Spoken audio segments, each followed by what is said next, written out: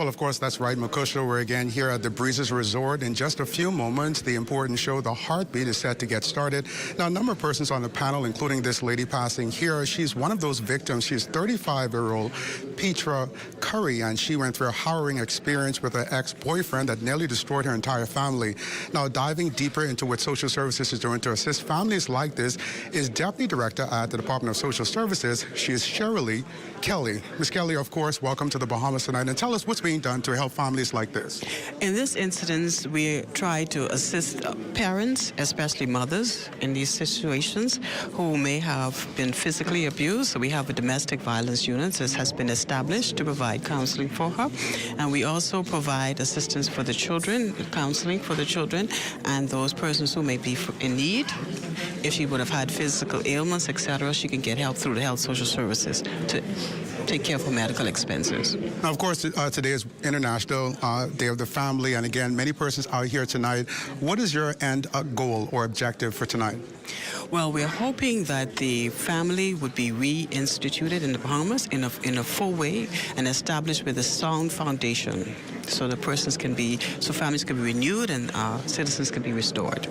Well, of course, Makusha, an important initiative here at Breezes Resort, recharting the way forward for Bahamian families. We'll have more on this story in the later newscast. But, of course, reporting here from Breezes for the Bahamas tonight, I'm Lloyd Allen. Back to you.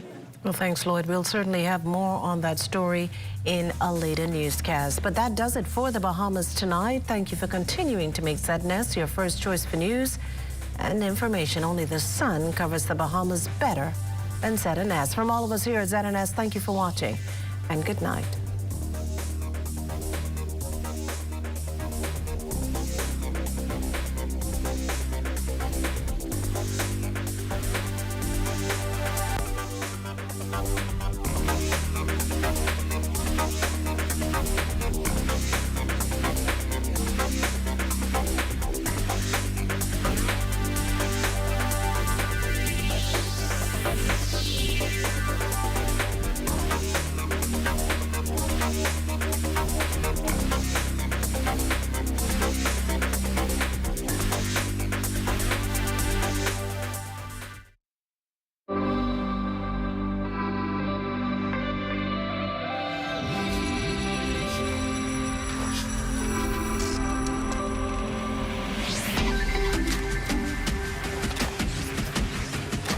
You're watching the ZNS Network, the People's Station.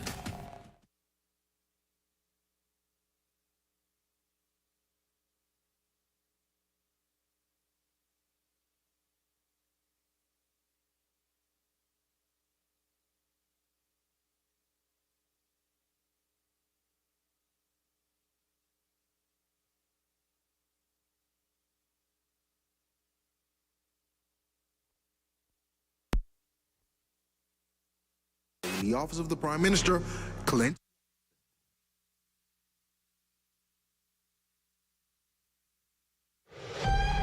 Strong families produce a strong national heartbeat. But what about the enemies of family? Abuse, immorality, crime, health issues. It feels as though families are dying. What is happening in our home? What is diluting parenting skills? Find out on The Heartbeat. Now welcome your host, former press secretary in the Office of the Prime Minister, Clint Watson. We are a nation on the verge of transition. Where we go from here will define the future of our country for generations yet unborn. Tonight, we're having a candid discussion on how we got here and how do we transition from here. If you've seen the headlines over the past few years, we've seen tragedy after tragedy unfold. Most of it connected to a deterioration of the family. Today is the International Day of the Family. And here in the Bahamas, tonight we're having a candid discussion on how we've gotten into this treacherous position. How do we find ourselves crawling out of this? Welcome to our show tonight. It's an important 2 hours, wherever you are. If you're with your family, if you're not with your family in the various rooms, come together, sit together. This is an important conversation that will shape the future of our country. Special thanks to the Breezes Resort, Superclubs Breezes, for hosting us tonight. This is a production being put on by the Ministry of Social Services, Information and Broadcasting. It is a critical point for our country. We talk about where we've come from, how we got here, and what's contributed to it. Many of you have heard the stories of growing up in the Bahamas, what it was like being in the family structure. You heard us talk about what it was like sitting around the dinner table with family, talking about the day, and how values and morals were the standards of the day. Somehow, as we progressed and grew as a nation, we lost most of those values, and today we are reaping the rewards, or we're reaping the results of a deterioration of family. We can't run away from it. We cannot ignore it. We must address it. We're not putting blame anywhere tonight other than on each other, because we are responsible for what we have created, whether we realize it or not. We're going to have candid discussions today, and one of my guests I'm really excited to be able to talk to, because when we talk about violence, we talk about domestic violence, she's lived it, and she's recovering from it, and she'll tell you a story about it. Many of you have seen her video that went viral about a young woman who was run down and mauled with a car, and then it was reversed and then run over her again. Well, it didn't end her story, it began her story. And she's here tonight to talk to us about that story. We're also going to talk to people who've worked with victims of human trafficking. It's affected our society. There are also other things that have caused the morals and standards of what we call true Bahamian life to deteriorate. We're going to talk about it to the experts that have to deal with it every day, and how you, if you're facing it and listening and watching today, can get help. It's a candid discussion. This hall is filled with people all around who've come to give their support and to talk to us and to ask their questions and to lend their support really to the structure of what is happening to the family. And so we look forward to that discussion with those who are in the house today. But to begin our discussion, I want to introduce to you the Permanent Secretary in the Ministry of Social Services, Information and Broadcasting, Mrs. Fredra Raming Turnquest, to really set the tone of what our discussion will pivot from today. Madam P.S., thank you for being with us here on the show, The Heartbeat. Thank you, my pleasure. You have to sit day after day and administrate how do we bring healing and social relief to people who are victims, people who are affected by a deterioration of the family. Let's talk, first of all, when we talk about the family, as to how we've gotten here. And when we talk about family structure, what do we mean about family structure in today's world in the Bahamas? I know what it was like years ago when we always talked about the nuclear family, which was the mother, the father, the children. When evening time you sat around the dinner table and talked about how was your day, how was school. That seems to be few and far between today. The family structure in the Bahamas has changed. Let's start there. Well, Clint, I think when you speak about family, the construct, which you've described, has changed tremendously. Yeah. You see that mothers are younger. You hear stories of an 11-year-old actually giving birth. You have, meaning that grandmothers are younger, great-grandmothers are younger. What did we consider back then to be an extended family? Yeah. Where did you drop your child after school? Or where did your child walk to after school? It was a trusted individual. Even if it were the neighbor who did not work, that looked out for your child after school, made sure that they didn't leave the yard or didn't come out the house until you got home. If you're looking at that construct, that has changed tremendously. Wow. Tremendously. So you have people who are working longer. You have children, what we call having children, teenage pregnancy. And what are they passing on? You have to begin to ask then, who is pouring into today's individual? Not necessarily who birthed you, but who are the others that are actually pouring into your life? How are they shaping you? And traditionally, we call that the village who helped, the village who nurtured. The village has now changed. Yes. And the village is actually not as caring as it was. The village has become a war zone. A war zone. It's not tolerant. They lack compassion. How to communicate. Just the youngest among us, as you drive in traffic, if your windows are down, you can hear using profanity. How can you communicate without doing so? Where did you pick that up? Where did you learn it? We can all scream about it, but guess what? It was from the village. And you touched on a very important point, collective responsibility. So we have all, some attempted to raise their kids the best way they can, but still, what about others? What about others who don't have the skill? There's a book to probably about now to tell you how to parent, but some weren't, you know, none of us used the books. And we find parents are now releasing their authority and their jobs to other people. For example, they want the teacher to become the parent. I send you to school, that's a teacher problem. Let them deal with that. I send you to church, let the pastor deal with that, or the Sunday school teacher deal with that. Parents are now relinquishing their responsibility because either it's too tough or I don't have the time anymore. Let somebody else deal with you. And it's hurting us. Most definitely. I would agree with that. But even in relinquishing the authority, there are other entities, just as you referred to, NGOs, other civil society organizations who are able to strengthen that safety net, so to speak, to ensure that the child that may not have the strong support at home, there is an alternative. So when you are in my company, I am able to expose you to certain things. I should tell you what is expected of you, that it is not proper to communicate in such a manner. Expose you to things that, you know, maybe your community itself is not used to, but you should know it.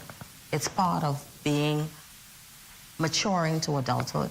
And so there's almost a part that's missing in the process. You asked, how did we get here? That's an acknowledgement that obviously something is wrong. You could see it. You can see it. Can you, when you see a student disrespecting authority, an authority that we've all grown to know that you would never challenge police, teacher, of a certain age, all of us know that. We knew that. Let me ask you, P.S., because my question then is, you know that we've gone awry. Something's wrong. I've said it as well. Well, perhaps because we've come from sectors where that was not accepted. But to the average, perhaps a large population of people today, they don't see a problem. Before you can fix a problem, you have to acknowledge that there is a problem. And I believe that many people don't believe there's a problem because that's normal to them. And they don't see that, oh, you can't answer back. They're like, why can't I answer back? Is something wrong with answering back? Yes, something's absolutely wrong with that. Because we were trained. So we see a problem. Today's generations, they don't. So the parents who are raising them believe that's the norm to respond back. So in their minds, this is just society today rather than there being a problem. How do we get people, and I want to do this in our last minute that we have now in this segment, how do we get our families today and parents today, young parents, young people, to recognize that what you are doing is not acceptable behavior? We actually have to interact with them more. There's positive messages. We see so much negativity being promoted now. You need to expose them to the positives. The systems that we have in place at social services and at other ministries in terms of parenting. I think partnerships as well throughout the community. So many people are doing so many different things. But I think if we collaborated more, the monies would go further, the expertise base would expand. There's so much more that we can do as a people. We must begin to do it, and we can do it, but it's partnerships, and we have to continue to promote them. That's a good note to transition on. P.S., thank you. You're leading a dynamic team of people who are trying to make a difference. We're going to meet a lot of them throughout this show, and I think it'll show exactly why great leadership is so great, because we're going to talk to a lot of them about what they're facing. Thank you for getting us started and setting the foundation for us, and I think our discussions are going to be quite fruitful over the next hour and a half. Thank you for having me. Thank you. And stay with us. When we come back, we're going to talk to some of the experts who are in the field. What are they seeing? What are they encountering with domestic violence, human trafficking, the issues that are stemming from a breakdown in the family? We're going to talk to the experts. And then, of course, you're going to see in this video a little later, we're going to talk to the woman who survived this particular ordeal, an ordeal that nearly claimed her life, but in the end, gave her a new voice. She's here to tell her story of what happens when you're involved in abusive relationships and her story of triumph. Stay with us. You're watching The Heartbeat. We're back after this. The Heartbeat, guiding through dependency to self-sufficiency and upward economic empowerment.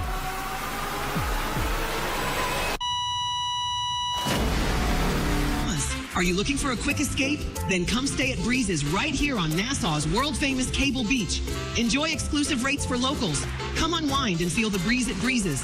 WhatsApp 424-8704. Television just got a whole lot better with Justice with Judge Carol. Every Wednesday at 8 p.m., see real cases before a real judge. From AC disputes, traffic accidents, tenant and landlord contracts, Judge Carol will make the ruling and the decisions are final and legally binding. If you want your case heard before Judge Carol, call us at 242-445-4955 or email us at info@judgecarol.net. And remember, the decisions are final. I don't know, but there's all kind of cars in the parking lot. You ain't even know where to park. Yeah, just don't park in the... Look at this way. Like, you ain't get nowhere to go. Don't park. Just don't park in the handicap spot. Yeah, that's handicap. No, man, you can't park in the handicap spot. I ain't gonna be that long. I ain't gonna be that long. Handicap spot, man. Boy, what's going on, dog? I tell you we shouldn't park here now. This way parking, bro. I tell you we shouldn't park here. Don't get one of these things. My bad big broke, and he got a sticker inside to say this mud though. We gotta move. This is a handicap spot. That's what we gotta move. But we gotta move. Don't. We can move right now. Sorry. Be considerate. Don't use disabled parking spaces without a decal in your vehicle. This message is brought to you by the National Commission for Persons with Disabilities.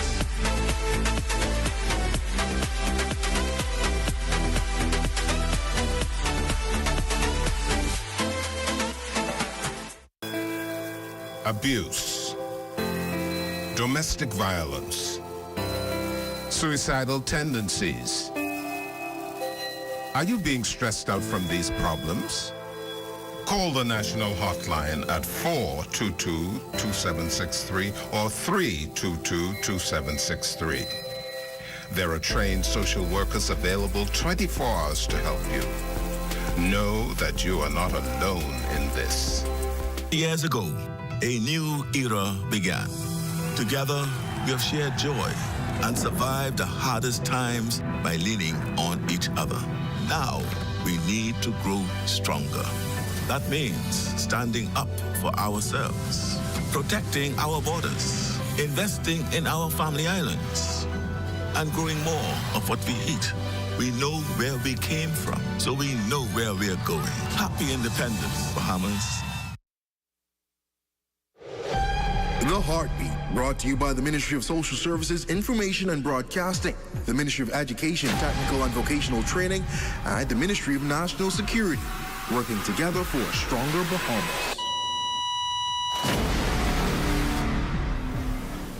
Welcome back to Heartbeat, and we're having a candid discussion over the next few minutes, up until 10 o'clock tonight, actually, on the family, how we've deteriorated, what's caused it, what's led to it, some of the issues that we're facing in our country as a result of it, and of course, we're going to talk about the solution as well. And so we will be able to take your calls. If you're watching online, you can place your comments and your questions online, so when we get to that segment, we can pick up your questions and your comments as well.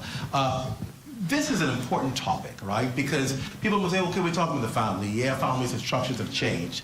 And I keep telling people over and repeatedly, structures may change, but values should remain intact.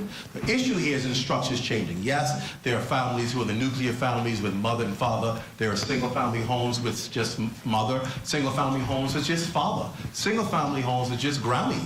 And some family homes are just auntie or cousin. They've changed, but the morals coming out of these homes should be consistent. And perhaps it's what's led to what we face every day in our society, deterioration, and we see the results of it every day. In this segment, we're going to talk to some professionals. I'm going to introduce the panel to you so you get to see exactly who we're talking to today. On our panel is Ms. Lisa Boleg. She is a Chief Probation Officer at the Community Affairs Department. And of course, next to her is Ms. Kaylisa Simmons, who, of course, I'll let her talk a little bit more about what her role is so you get to understand and explain that. Michael Comer is Assistant Director of Education, responsible for school management. And then, of course, Ms. Shirley Kelly, Assistant Director of Social Services and also social worker, will talk a bit about what their role is. Welcome to the Heartbeat. We're glad to have all of you here. So let's discuss and open this discussion. And I want to begin with Lisa Boleg. What experiences have you, kind of as Chief Probation Officer, because you've been that as well, seeing with the families that you deal with? What are you seeing? Because I know it's transition and it's change. What are the issues coming out of the families that are often referred to you for assistance? Thank you very much, Mr. Watson. Good evening, Bahamas. I would first say there are multiple challenges. Children are referred to the Department of Rehabilitative Welfare Services, otherwise known as Probation Department, for reasons of uncontrollable behavior, as simple as that, all the way to a grievous crime. Our role as probation officers is to first befriend.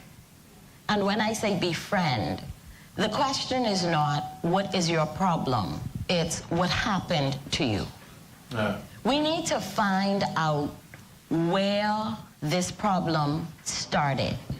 And so we conduct psychosocial histories, we do social histories, background checks, we go into the communities, we find out from persons within the communities what may have resulted in this individual being presented before the courts. What are you finding? What are you finding out when you do your research? What is causing this?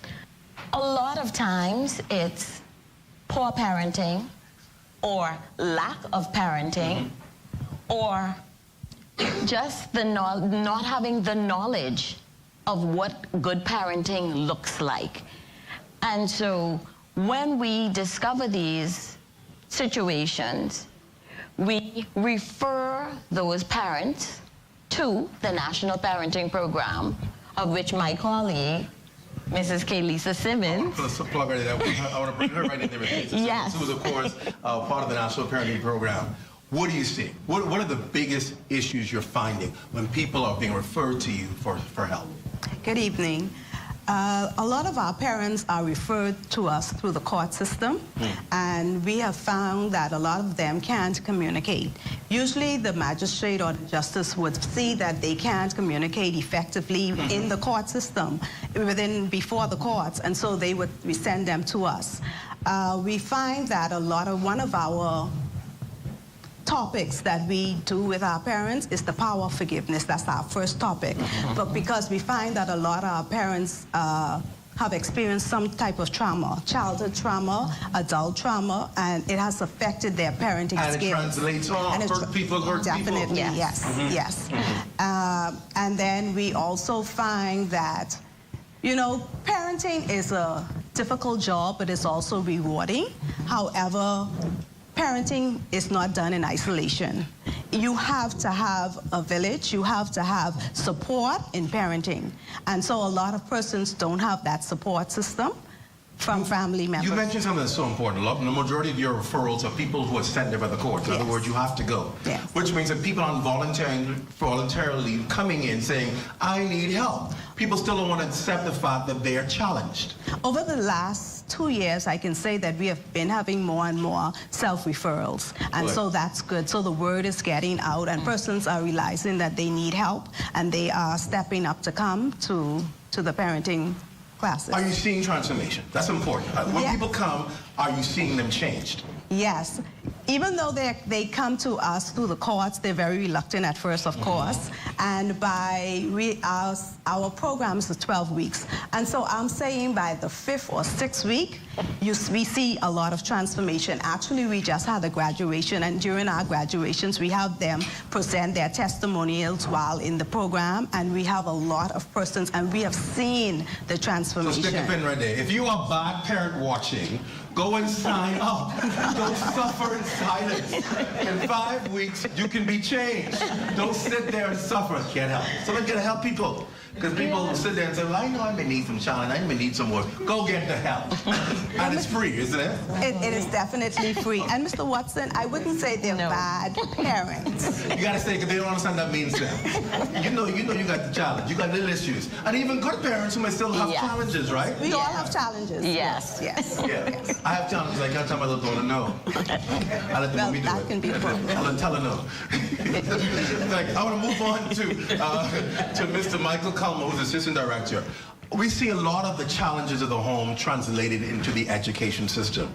Either kids aren't performing well, kids are acting out, not behaving, they have no discipline. You believe that you send your child to school. You know your child won't behave around home with you.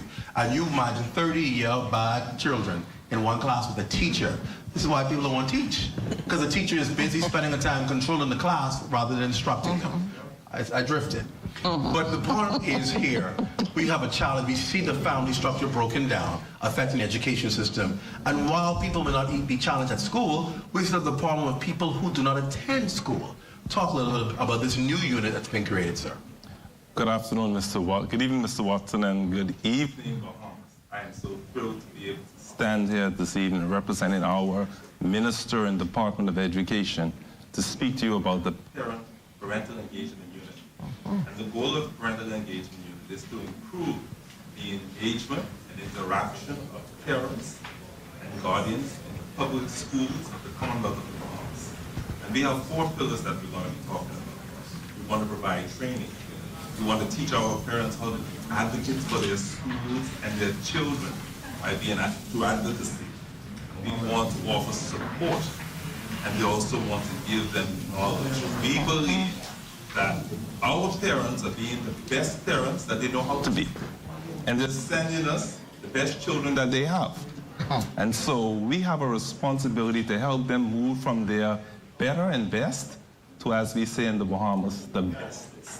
We want them to be great, and so we're going to be offering our training, advocacy, support, and knowledge through Parent and Hours, through our Ministry of Education network, our Facebook page. We want to connect them with the services that are already there, providing them with that information. And one of the things that we want to continue doing is we want to have ongoing sessions and opportunities to provide our parents with information. Knowledge is power. And so if they know what services are available, and if they know what opportunities exist for their children, and if we can help them through our Power Hour, through our ministers' parent forums, to learn how to be better parents. A better parent is going to send us a better student. A better student is going to build us a better nation. How do you provide support for a parent who is, we all know our kids learn best when there is support from family and the education system. You teach them in the daytime, they go home, they have homework. The parent has to assist. How do you assist your child when you have basic education or you're afraid that you don't know? A lot of parents stay away from that because of the fear of not being able to assist their child. How do you provide support for that child to be able to do well educationally if that support system is not in place at home? Well, Mr. Watson, one of the things that we discovered when we were doing our research is that there are services available for parents to get that training from our schools and other support organizations. And all we want to do is to be that conduit to connect our parents to those places where they can get that support. We also have many services available through the Ministry of Education, through their virtual platform, where the parent doesn't necessarily have to be the teacher, but the parent can be the support while another teacher is teaching. We have the on-demand services available for education The only thing that the parent needs to know, what grade my child is in, what topic my child is covering, and they can just click, and by the click of their mouse or their telephone, they can be in that class and get that instruction. So we're making parenting easy for our kids who are in school learning. People just got to be aware of that these services exist and take advantage of it. That's why we're here. Ms. Shirley Kelly, we talk to you because you've seen, even as a social worker, the challenges that are coming to you, particularly even when you have to find shelter for people who may have to be moved out of an abusive home or may be moved out of a home that's not the adequate place. There are still these challenges that exist. Talk a little bit about the challenges that you are seeing in your role and how are we addressing them. Okay, good evening, sir, Mr. Clint Watson, and good evening, Bahamas. Okay, I have been a social worker for a very long time, and I've seen over the many years the transition of the society from the 1980s, from the 1990s, from the 2000s. We saw the drug culture. I actually was a social worker during that time. I saw the drug culture impacting our families greatly. And then we moved into persons who would have developed AIDS, and so you had the big influence of persons who might have been infected with the AIDS virus. So from that time, we would have seen a great decline in parenting and how parents dealt with their children. Children were being left and unattended. Now it's 2024. What are you seeing? And now I'm seeing an influx of men coming into our department seeking assistance because they're actually almost throwing in the towel because they're finding it difficult to provide for their families. And some of them have been coming to us for shelter and for shelter for their families because they have been evicted from their homes. And so we've been having to find and come up with places for them to be, for they can be secure and for their families to be safe until they can move out of that situation. I got a few seconds left, and I want to stay on that for a few seconds, and that is shelter. Yeah. We obviously are challenged with space for people needing housing, particularly as the need is great in these times. How are we managing that? Well, we have particular shelters that are identified. We have persons who manage them at the moment, and so persons will come into we have 4 outreach centers. They will come in and request shelter, or they will call in through the hotline, or they'll be referred through the courts, also through the courts, and through through Ministry of Health. And so once they've been referred, our initial approval is for 2 weeks, and we try to assist the families until 3 months. Sometimes they go beyond that. We know people ain't gonna leave after 3 months. Well, we try to make it. Are you challenged? Oh, we're very, very challenged, so sir. We have a facility you can have. We're challenged. We're very, very challenged. And we would really like to see possibly a donor who could give us a facility that persons could come in and exist. And properly have it supervised and managed, yes. All right.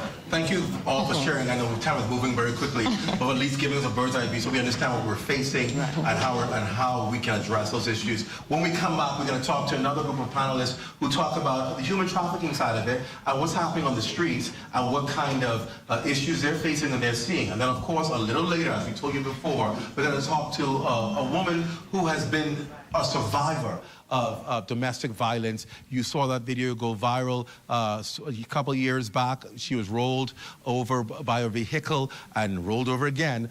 She's here to tell us about her story and how she survived. We're back after this. Guiding through dependency to self-sufficiency and upward economic empowerment.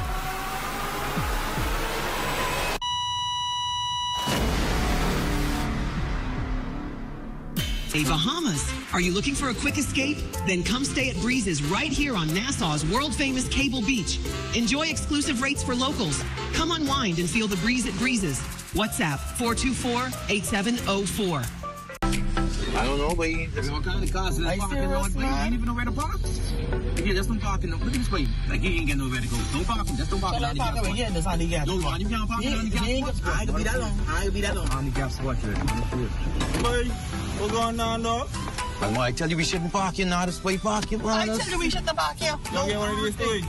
My bad big bro, and he got a sticker inside to say this mud though. We gotta move. This is a handicap spot. That's what we gotta move. But we gotta move. We can move right now. Sorry. Be considerate. Don't use disabled parking spaces without a decal in your vehicle.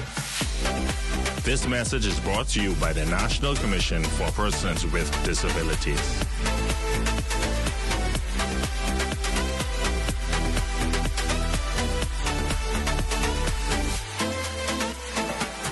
We seem to remember our athletes when they make us proud at the finish line. Throw a Junkanoo parade when they return home, toss them a few dollars, and then forget about them until the next Members of the prestigious Fourth Estate should never sell themselves to any politician. Instead, keep their hands and noses clean in order to publish or broadcast the unadulterated truth. Well, that's how I see it anyway.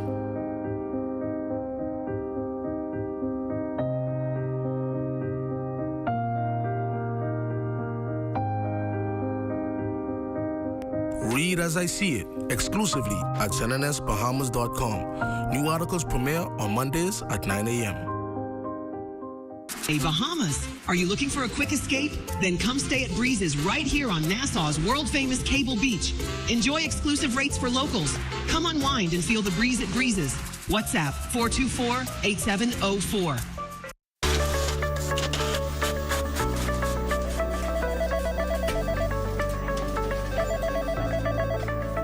We have more than anyone else. We are the most. We are news leaders, and credibility is the order of the day. Why don't you come to the most? Only the Sun can cover you better than our new digital product with exclusive stories and entertaining content. We are the most. Community TV page and radio community announcements. The most viewers and listeners in the country. We have the most years of the human history recorded. There's no archive like ours. I came back home to bring you even more news and local programming. We're simply the most, the new ZNS. Hey everyone, it's your boy Vontae, and welcome back to another episode of The Drop. 2 minutes to airtime. I came back home to make sure you have the most in news and entertainment. We're simply the most. And I came back home to make sure that you have the most in information, education, entertainment, and inspiration. We're simply the most. The new ZNS, where only the sun covers the Bahamas better.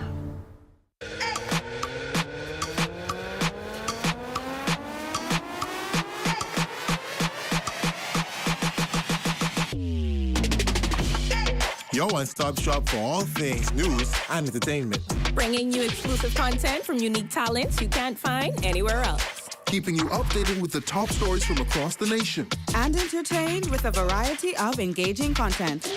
All in one place. With one click. You mean I can get all this in the palm of my hand? Yes. On all my favorite devices? Yes. And with unlimited access to all types of different content. You won't need to look anywhere else. That's ZNS Digital. That's ZNS Digital. That's ZNS Digital. That's ZNS Digital. ZNS Digital, the people station in your pocket.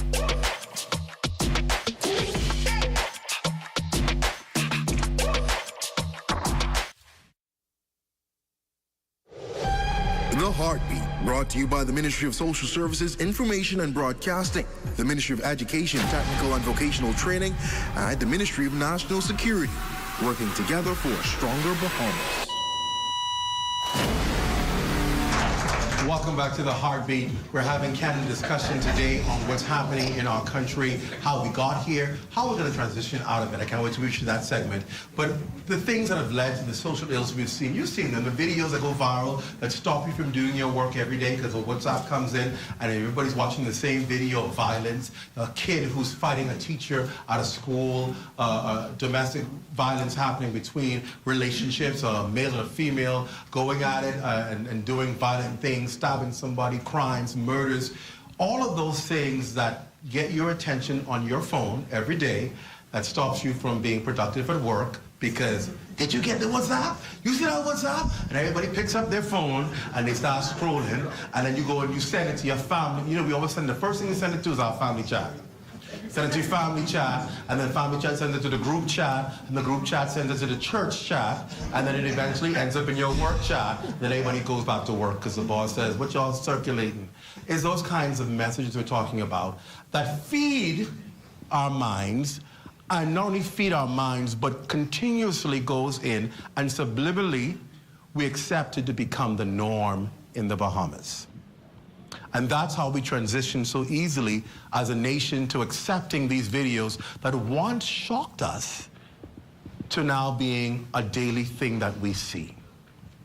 We've changed, and we're trying to find our way back to some level of normalcy, because we will not accept this as normalcy in the Commonwealth of the Bahamas. Last segment, we talked to social workers and persons in our education system who are dealing with how it affects our children every day.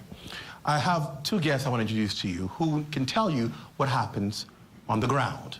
And human trafficking is a big part of what's going on as well as other instances of what we call immorality, like abusive sexual relationships, people who are involved even in prostitution, because believe it or not, prostitution has changed, but we call it different names nowadays. And I want to talk to these ladies here about that. I want to introduce Assistant Superintendent Indira Bell, who's responsible for trafficking in persons. Welcome to the Heartbeat. And then, of course, she's no stranger to talking about these things, Berdessa Moore. She's a president and founder of the Bahamas Urban Youth Center. Ladies, welcome to the Heartbeat. Thank you so much. Let's start with you, Assistant Superintendent. You work with trafficking in persons. How is that connected? So this whole discussion about the family, what are you seeing?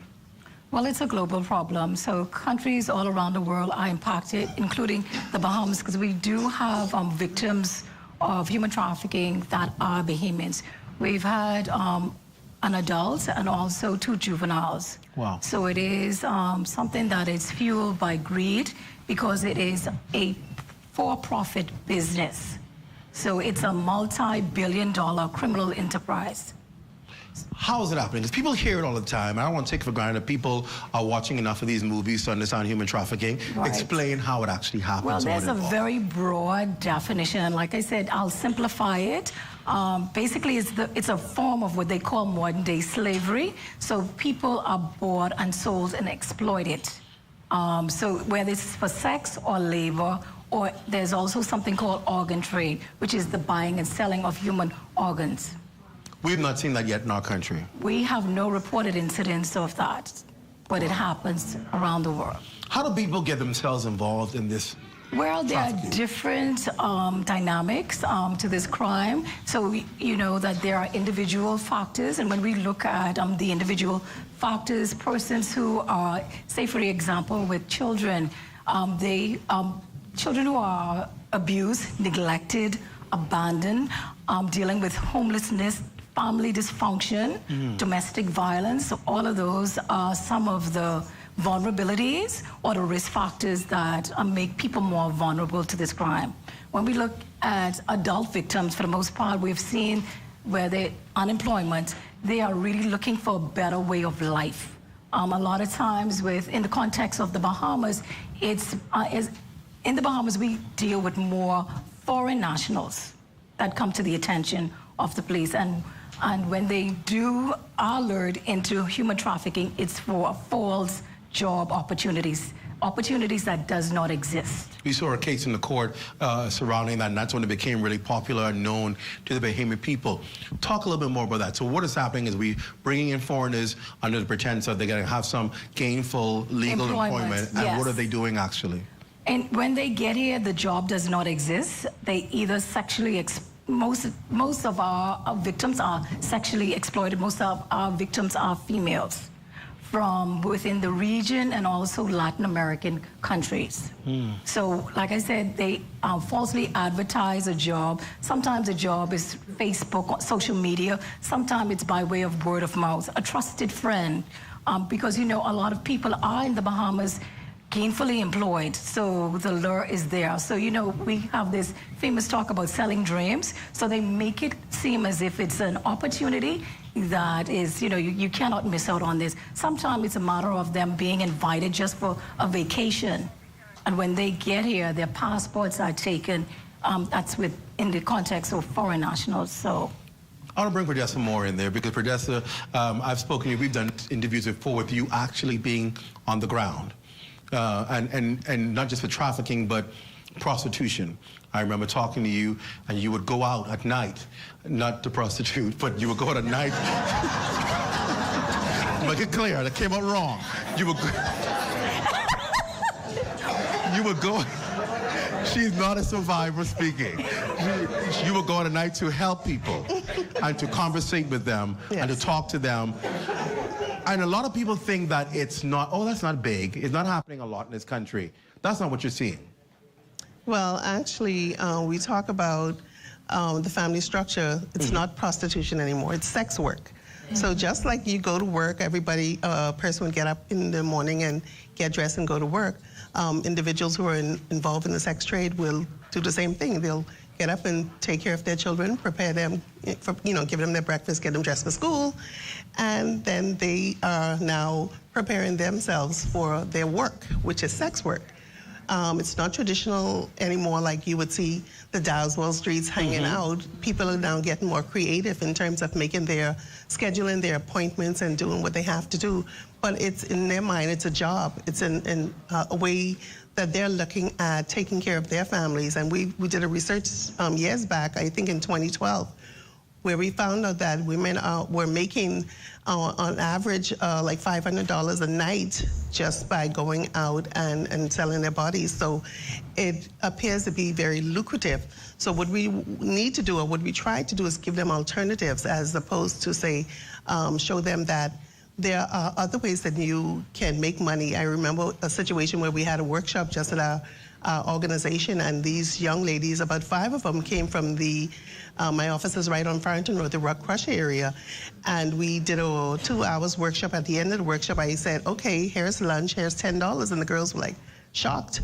They didn't have to do anything for this $10. So just giving them opportunities where they see that they can make money without having to lay on their backs is what we really need to start looking at different ways that we can engage them in ways that it's more beneficial and safer for them to be able to take care of their families. But yeah, it's real. It's happening right here in our country. When we talk to the experts at social services, we're now seeing it's not just the women. It's young people. Yes. Male and female, who are using it to get money for whatever they want to do it for, and they don't call it prostitution. It's work. just it's work. It's work. Okay. I just want to be clear now. Sexual exploitation is different. Yes. Now, if people are doing it, freely, willingly, but it's not sexual. I mean, when I talk about human trafficking and sexual exploitation, is against their will. Right. They are not. They are being forced, threatened, or coerced to do that. I understand. Okay. I understand. I just want that to be clear. Yes. Okay. It's a different kind of thing. Yes. Okay. So let's go back to what we're talking about. Let's talk about, let's move on. Okay, so let's talk about the fact that, because we're focusing on the family and how these things are infiltrating the family. Have you been exposed to that with younger people who are doing it, and what is behind their motive and their reason for doing it? I think a lot of the families are being impacted by it, because if I'm a woman and this is all I know, and I'm bringing up children, my 14-year-old daughter or my teenage daughters, I'm now going to prepare her that she's going to have to help and provide and bring in the funds too. So that's what's happening within the family. So you have families where women and young girls are going to schools, and they are coming from a home where that's something that's known and it's prevalent, and they're now preparing them.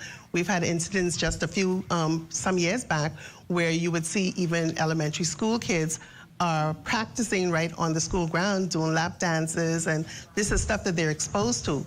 So we have to understand that unless we can provide training, ongoing training, get into those communities through the urban renewal centers or the various different NGOs to provide options for these young people who are being exposed to this on a daily basis within their home, that we're going to continue to see this trend even, increase, where that's an alternative. I can make easy money, and it's going to be a matter of either I lay on my back or I do some kind of, they said, what, exchange is no robbery, and these are the types of messages that's being sent out there that you can provide for yourself. So talk about some of the advocacy groups that are out there to address not just sex trafficking, not just selling of sex, but of course abuse, neglectful parents, poverty. Are you seeing all of these as contributors to why people are engaging themselves in activities that we traditionally frown on?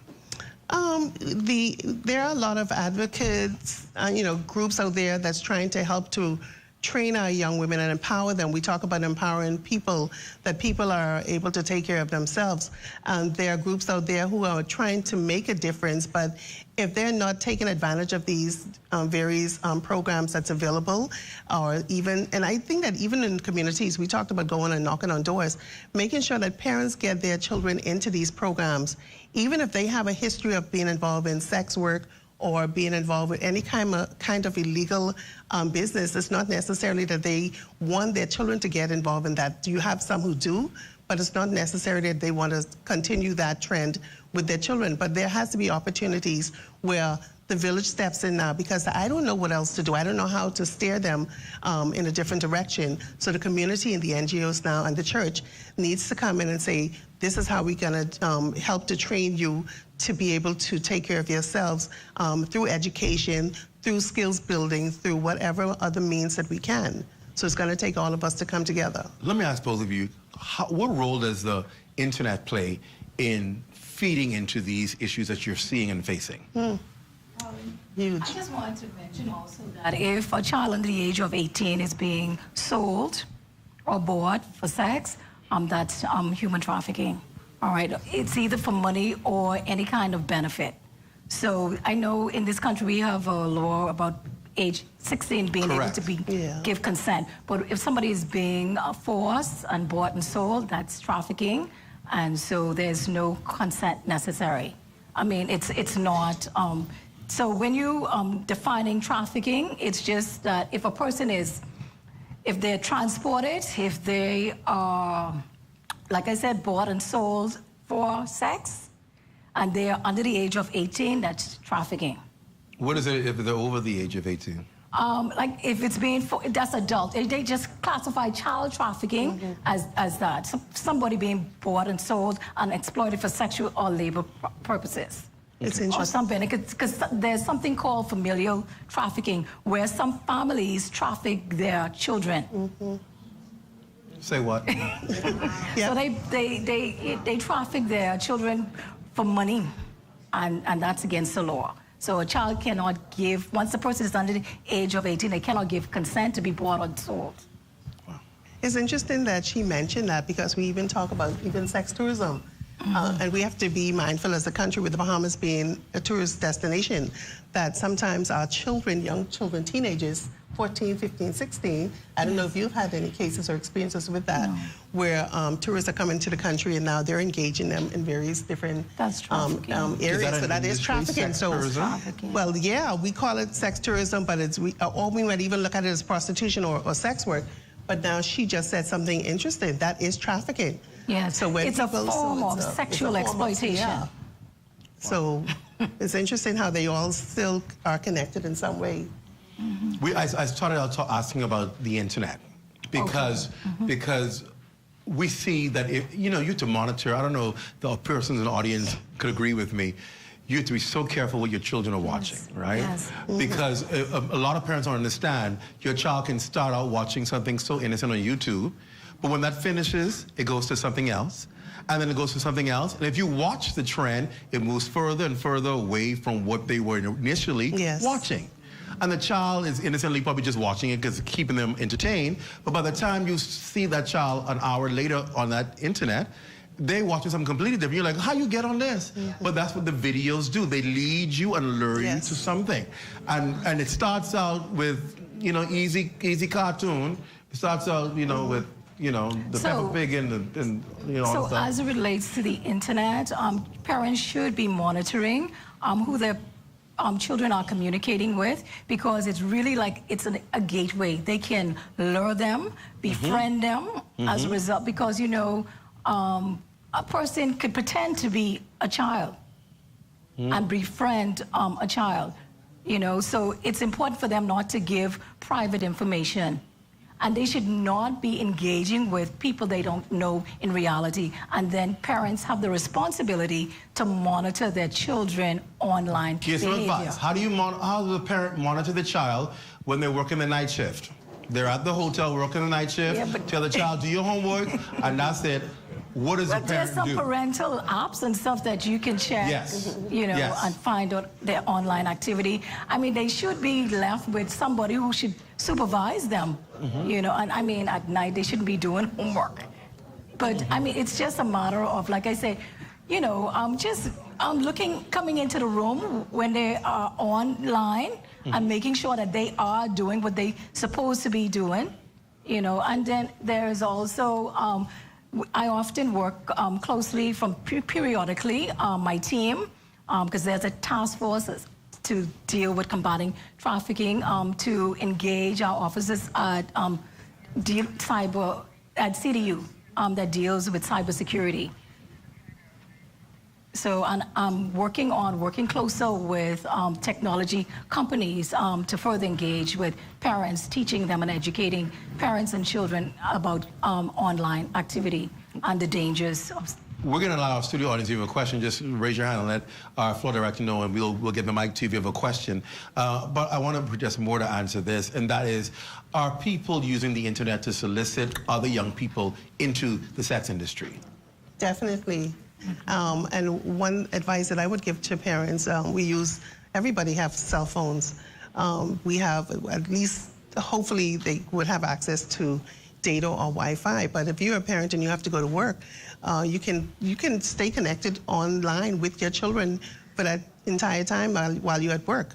Monitoring, video chat. There's so many other ways that you can do creatively if you are seriously interested in knowing exactly what it is that your child is involved with. So we just have to think creatively how we want to engage our children and not just leave our children out there alone. I know you have to go to work.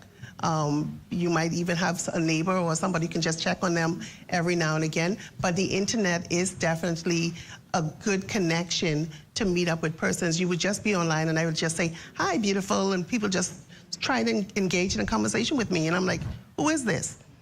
And I immediately block them. So if that's happening to me at my age, and I'm good looking, but if that's happening to me, imagine our young children who are out there and just getting, and they think it's okay, oh, somebody's interested in me, you know, and so they're gonna start a conversation and could be lured into a whole different direction that they never saw coming. We never thought we'd ever discuss this in our country, but obviously our exposure to the world and what's happening around the world places us in this same challenging category. When you talk to persons who are involved, whether it's in trafficking or whether it's in any kind of other challenges we face in our society, are they able to say how they got there? Was it something they went looking for, or how are they connecting being there? And how do we get them out of that kind of situation? Well, I know in my experience, I work with young teenagers. Yes. And it's, like I said, it's just simply being on the internet. They have the TikToks, the different social media. Facebook is very popular. And like I say, just the initial introduction and hi, beautiful, trying to engage in a conversation. And sometimes our 14-year-old girls, 13, 12, they're looking for this attention. So they think it's innocent, and the person pretending to be another teen. And, you know, we've had incidents where it's older persons can't give no details as to what I'm talking about, but it's been happening. And there are people on the internet who are waiting to lure our children, boys and girls, away, and they'll ask information, what school you go to, where do you live, all of these kinds of questions. And we had to actually bring our girls in and talk to them, because I work, primarily with girls, and let them know that this is not a safe thing to do, that people are just trying to get you into a place where they can now, lure you, and somehow you might be at school and think it's an innocent, you've already built that relationship. Oh, that's my friend. They call everybody their friend. So we have to be so careful and keep having these conversations with our children. It's so sad. 30 seconds, I'll give you the last thought. Okay, so like I said, online activity should be monitored. The internet is a space where they are using as a tool of recruitment. So online recruitment has increased. So like I said, parents should always monitor their children's online activity. Very important message. Ladies, thank you for being here tonight Thank and you for sharing that having important information with us. Very good information. We're going to take a break. When we come back, we'll talk to our studio audience, get some questions from our studio audience. Also, straight ahead, we're talking to a survivor of domestic violence and how it almost led to her losing her life, but she's around to tell her story. You're watching The Heartbeat. We're back after this. Stay close. The Ministry of Social Services Information and Broadcasting presents The Heartbeat, guiding through dependency to self-sufficiency and upward economic empowerment.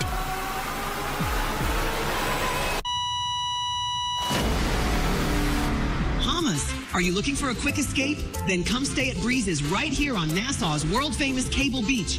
Enjoy exclusive rates for locals. Come unwind and feel the breeze at Breezes. WhatsApp 424-8704.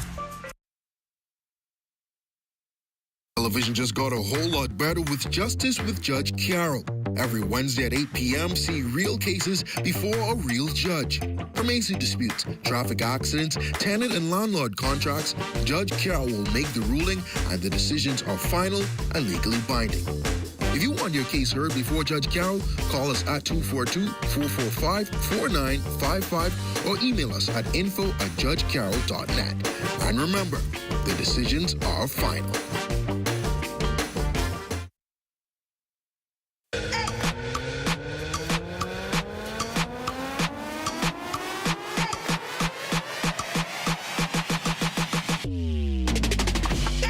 Your one-stop shop for all things news and entertainment.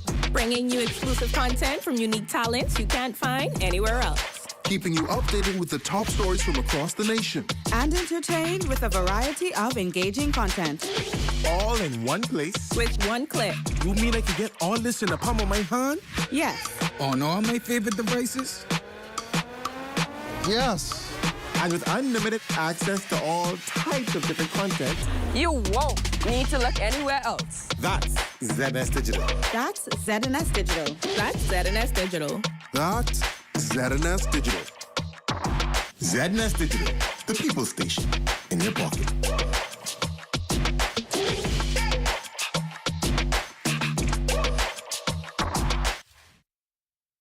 Bahamas. Are you looking for a quick escape? Then come stay at Breezes right here on Nassau's world-famous Cable Beach. Enjoy exclusive rates for locals. Come unwind and feel the breeze at Breezes. WhatsApp 424-8704.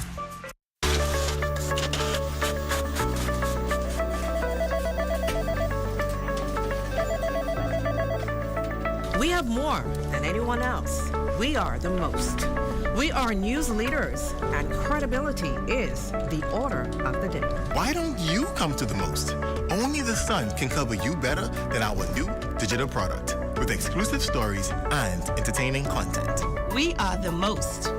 Community TV page and radio community announcements. The most viewers and listeners in the country. We have the most years of the human history recorded. There's no archive like ours. I came back home to bring you even more news and local programming.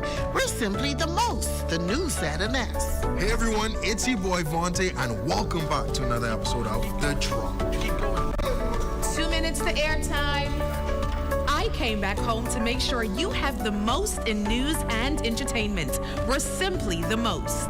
And I came back home to make sure that you have the most in information, education, entertainment, and inspiration. We're simply the most. The new ZNS, where only the sun covers the Bahamas better. I don't know, but there's all kind of cars in the parking lot. You ain't even know where to park. Yeah, just don't park in the, look at this way. Like, you ain't get nowhere to go. Don't park, just don't park in the handicap spot. Yeah, that's handicap. No, you can't park in the handicap spot. I ain't gonna be that long. I ain't gonna be that long. Handicap spot, Boy, what's going on, dog? I tell you we shouldn't park here now. This way parking, bro. I tell you we shouldn't park here. Don't get one of these things. My bad big bro, and he got a sticker inside to say this mother. We gotta move. This is a handicap spot. That's what we gotta move. But we gotta move. We can move right now. Sorry. Be considerate. Don't use disabled parking spaces without a decal in your vehicle. This message is brought to you by the National Commission for Persons with Disabilities.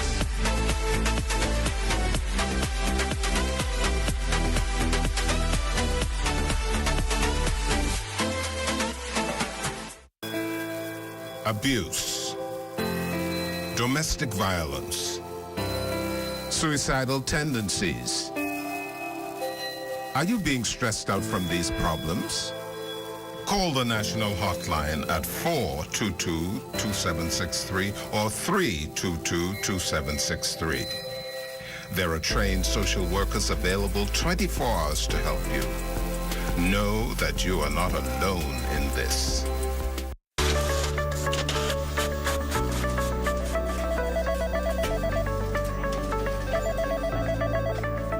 We have more than anyone else. We are the most.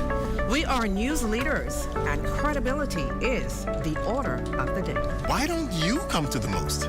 Only the Sun can cover you better than our new digital product with exclusive stories and entertaining content.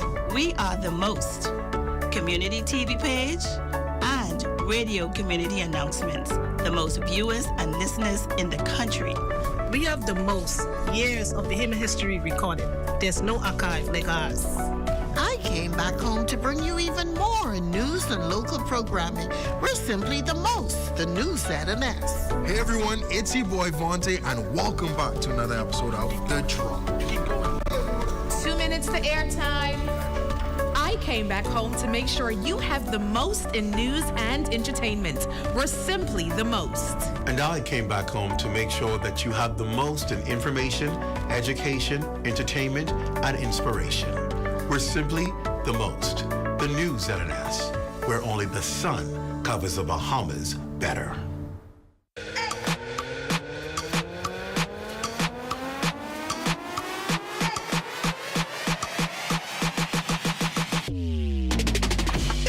Your one-stop shop for all things news and entertainment. Bringing you exclusive content from unique talents you can't find anywhere else.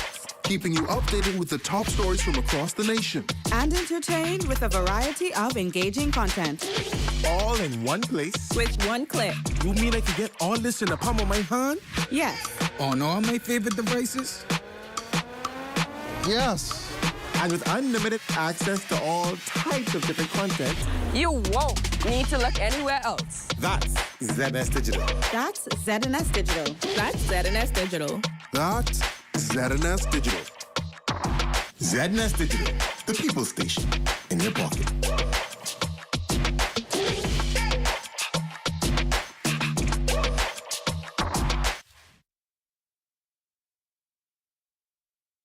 Television just got a whole lot better with Justice with Judge Carol.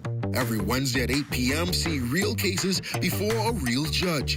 From AC disputes, traffic accidents, tenant and landlord contracts, Judge Carol will make the ruling and the decisions are final and legally binding. If you want your case heard before Judge Carol, call us at 242-445-4955 or email us at info@judgecarol.net. And remember, the decisions are final. The internet is an essential tool for children and adults. It can be used to research school report, communicate with teachers, and play interactive games. But online access also comes with risks, such as inappropriate content, cyberbullying, and online predators. Here are a few safety tips to help keep you and your children safe. Do not post too much personal information such as home addresses and phone numbers. Keep your privacy settings on and practice safe browsing to ensure children don't go on any inappropriate sites. Be careful about posting pictures or your whereabouts when going on vacation. Always know your child's passwords for email addresses and social media sites. Be sure to have your house computer in a common area where it can be easily monitored. Have conversations with them to make sure they aren't scheduled and meet up with new people. Online safety is just as important for children as it is for adults. Not only are children more vulnerable to financial and identity scams, but they are also at risk of encountering inappropriate and potentially disturbing content. I am Police Cadet 80 Jamara Rule, reminding you that safety is everybody's business. So let us do our part and continue to create safer communities.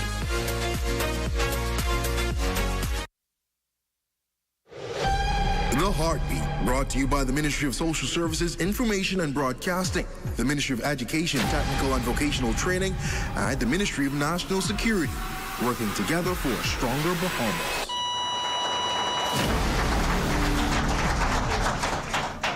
Welcome back to the Heartbeat, and we're so delighted that you're sticking around for this important conversation on the family today. We're particularly delighted for those of you who are watching via social media, and of course giving us your comments and your questions, which we'll get to in a short time. This next segment was something that I honestly wanted to get to a very long time ago, because I believe it talks and speaks to the heart of survival, and that sheer determination is what can bring you through a very difficult situation. My next guest is alive today because she was determined that even though she went through a dark ordeal, to live for her children. And it is that very factor that brought her through.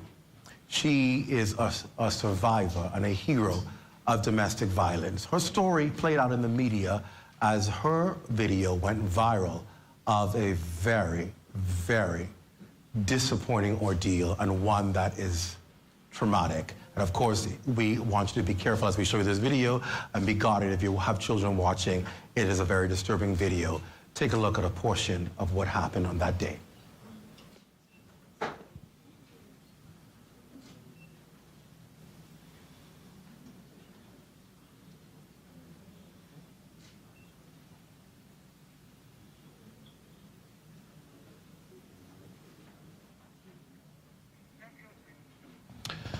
We stopped it there at that point because it gets really worse after that part.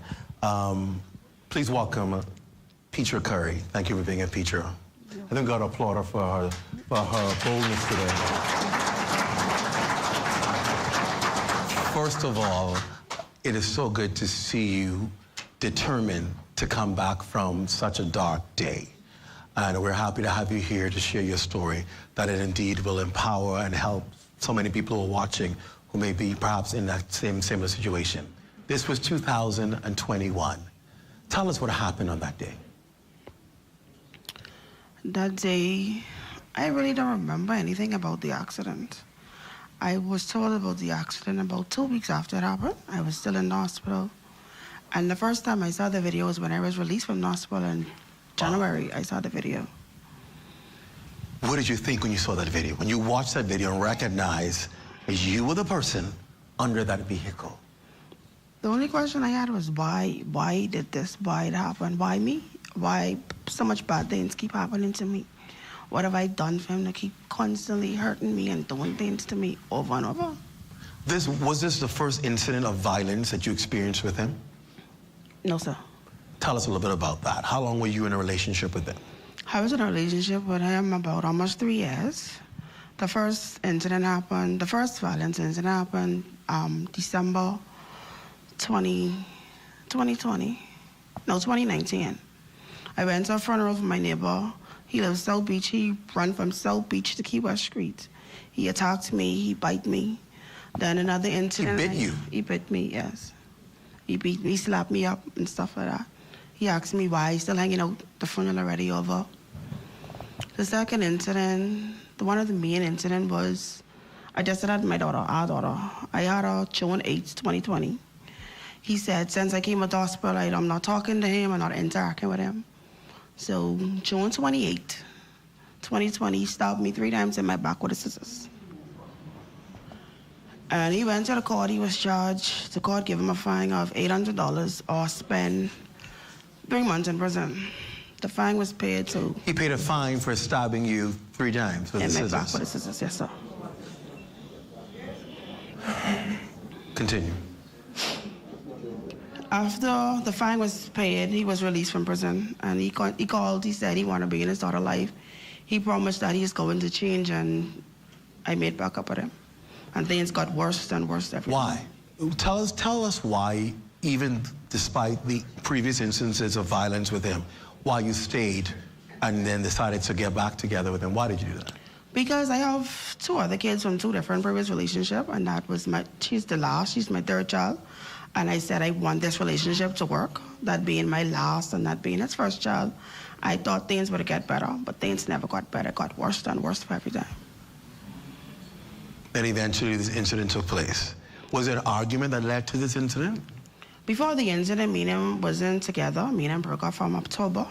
But he will still come around and he will say, bring this daughter out to the road. Like that particular day was my best friend's birthday. He called me and he said, well, I taking lunch break now at 2 o'clock. I will drop a case to pull up there. I said, okay. I ain't home, drop it there. So he was supposed to go back to work 3 o'clock. He had an hour lunch break. And I text somebody around and I said, you see Ray? They said, no, Ray already gone. Didn't know he was still in the area. He called me to the road and he said, come here. I went to him. He said, go back and get the baby. I went and get the baby and I brought her. I said, what happened? And he asked me, he said, where you been? I said, been out looking for a dress because that day was my best friend's birthday. I looking for something to wear. He said, you ain't been out nowhere. You been with man and this and that. And then that's when he headbutted me. He slapped me and then he headbutted me. He headbutted you, slapped you? Yes, and I don't remember anything after that. We saw by the video, obviously got in his car and did what he did. You had the baby? I had a baby June 2020. I mean, when this happened, when he did his incident? I had my 1-year-old daughter in my hand. And when I saw the video, all I said was, thank God they removed her because she wouldn't have been able to survive the accident. You were in hospital for how long? I was in the hospital from the incident November 5th, then I got discharged December 24th. They told me that I'll have to go home because I begged them, tell them, well, it's Christmas, I want to go home with my kids. They said, well, you'll have to come back in the hospital because you still had not the surgeries yet. And then they said, due to COVID, I wouldn't be able to come back, I'll just stay home. I tell them, okay. You've been through this ordeal and you had to fight through this. What caused you to not give up? My 3 kids, because my 3 kids only has me. There's no daddy in the picture. The daddy doesn't check, so it's just me and sometimes my mom with my 3 kids. I have to be there for my 3 kids. He's been charged. There was a court case.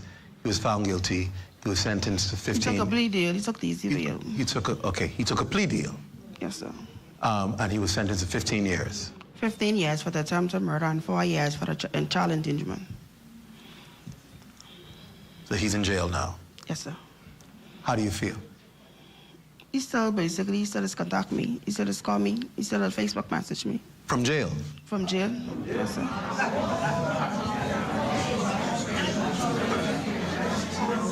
He's contacting you from jail. Was it once or is it continuously? Continuously. The first time he actually messaged me was 3 days after the accident happened, November 18. He messaged me. He pretended to be a customer. Put the mic closer. He pretended to be a customer because I sell little children clothing, and he messaged asking, is there any new stock? And I said, no, I'm in the hospital. And then he was like, a couple days later, he messaged again off the same number. He tried to pretending to being a customer. That's him, and he's sorry for what he did, and all of this and all of that. And then when he went to jail, did the contacting you stop? No. No, because he contacted me 2 days before he went to court. Like, you probably already know the court case was coming up. He told me to go to court. He was in jail? He was in jail because he never got bail. His bail was denied. To go to the court, make an affidavit, and tell them that I want to drop the charges so he can't be released. He told you this from jail? Yes, he called me on my cell phone. Did he call you once? No. Twice? No. 3 times? He called me numerous of times. He used to Facebook message me. He Facebook message you? And he called me on the telephone, regular call me. While in jail? While in jail, yes, sir. How do you feel about that? Are you concerned? Yes, because if he's still contacting me, that means he ain't get over it. And my thing is this, he got 15 years, cut that down. He spent 8 years. So I have 8 years to get out, to figure out what I could do to protect me and my children.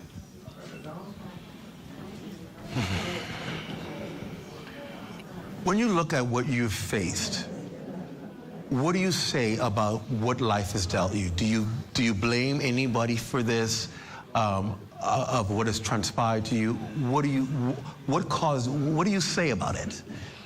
I blame myself because I feel as if I stayed in a relationship what was dead from the beginning. And every time he abused me, he keeps saying he ain't gonna do it no more, and it got worse. And even his mother encouraged me to leave him, and I did not leave him. You did not leave him? No, sir.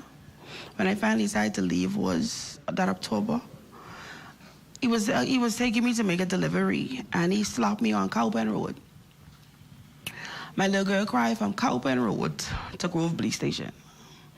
When I went to Grove Police Station, they told me that they cannot help me because I don't have a mask. At that time, you're supposed to wear a mask. My little girl cried from the red light of Cowpen Road by Jordan Principal to Bluebell Road by Coconut Grove Station. And I've never went back in his car from then. That was my final straw. To listen to she was 7, she was 6 at that time. She cried from Cowpen Road to Bluebell Road. Your children, thank you. Your children are seeing this. Does that concern you about how this is impacting their lives as children? My main concern is my 11-year-old son. How has he responded to all of this? He's saying things. I don't want to repeat it, and I don't want him to do the things he's saying. Has he been able to get counseling and professional help? No, he's never got counseling or anything since the accident. Why? When I asked my mother about it, she said that they went to counseling twice, which was only my mom and my niece. My niece was the one who was in an accident who almost got hit from the vehicle as well. Only those two went for counseling. My kids never went to counseling. So the kids have not had any kind of treatment for what they've experienced? No, sir. And can you afford to pay for counseling? No, sir. Only thing this accident did was put me in expense. It put you in expense? Yes, because everything I had to pay for. All of your treatment that you need to get back, who pays for that? Me. Do you work? No, sir. You've not, when was the last time you worked? About right before the accident, because I sell clothes. I was self-employed working for myself, and I hasn't done anything since then. So from 2021 to now, you've not been able to work? I wasn't working, no, sir. How are you able to provide for your children? Thanks for family, and then I have a friend. She's helped me with them. But again, I want to stress it. They've not been able to get any kind of counseling or help assistance. No, sir. Do you want that for them? I like them, my son and my daughter, to get counseling, yes, sir. I think we can make that happen. There's no way.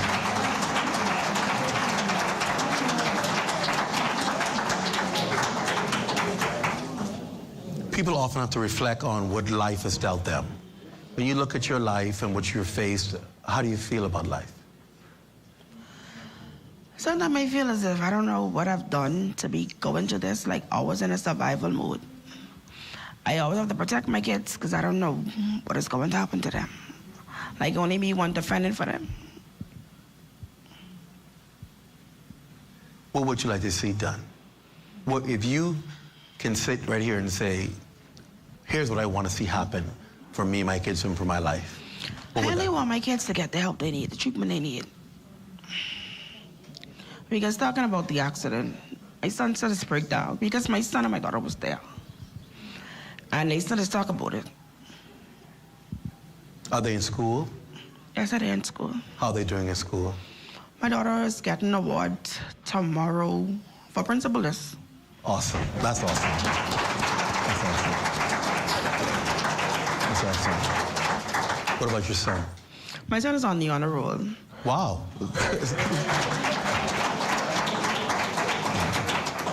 So I see why you say for you want that counseling for them so that they don't have to be wounded. Yes, sir. Like you said, you're looking toward the future now for yourself, but of course, lurking in the back of your mind is the fact that if he's still contacting you, then what? What would you like to see happen? Minister of National Security is right in front of you. Talk to him. Like I told the court system from the beginning, for me took the plea deal, that was a slap in the face. So the court system failed from the beginning. They should have never offered him a plea deal. And my niece was almost injured. If she didn't jump, she would have got hit as well. And they dropped the charge against my niece. They said because she was not physically hit from the vehicle. So the court system failed us from the beginning. He's in prison still contacting you. He's in charge of the prison. Look him right in his face. Tell him what you want, what you need him to do.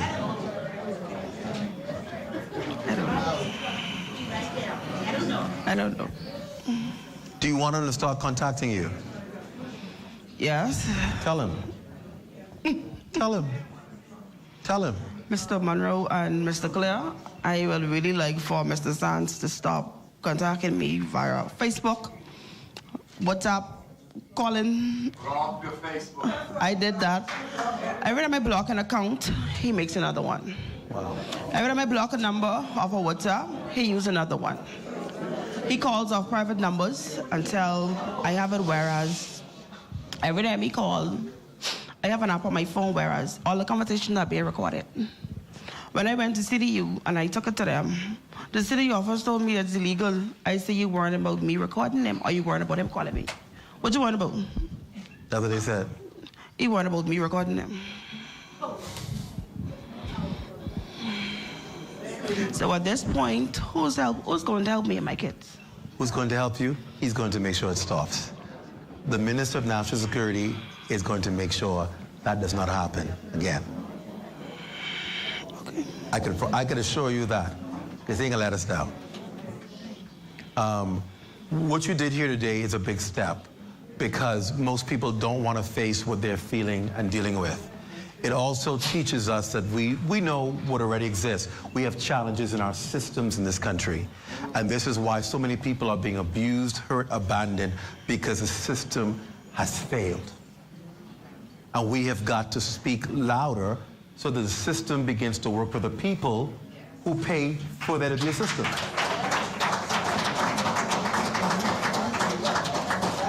We have to demand that. You are a citizen of the Bahamas, and it is your right to feel safe in your country. That's not a favor, that's a right. I don't feel safe. We have to change that. We have to change that. And I know there are programs and there are plans and there are policies that are being put on record to be able to change that.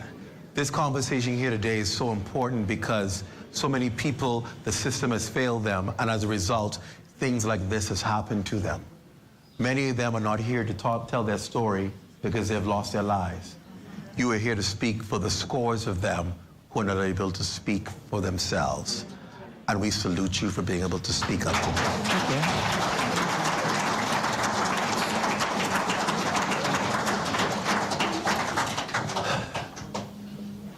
Anything you're going to say in your final thoughts, I'll give you the final thought. I'm just marveling at your bravery. It's brave. What is it?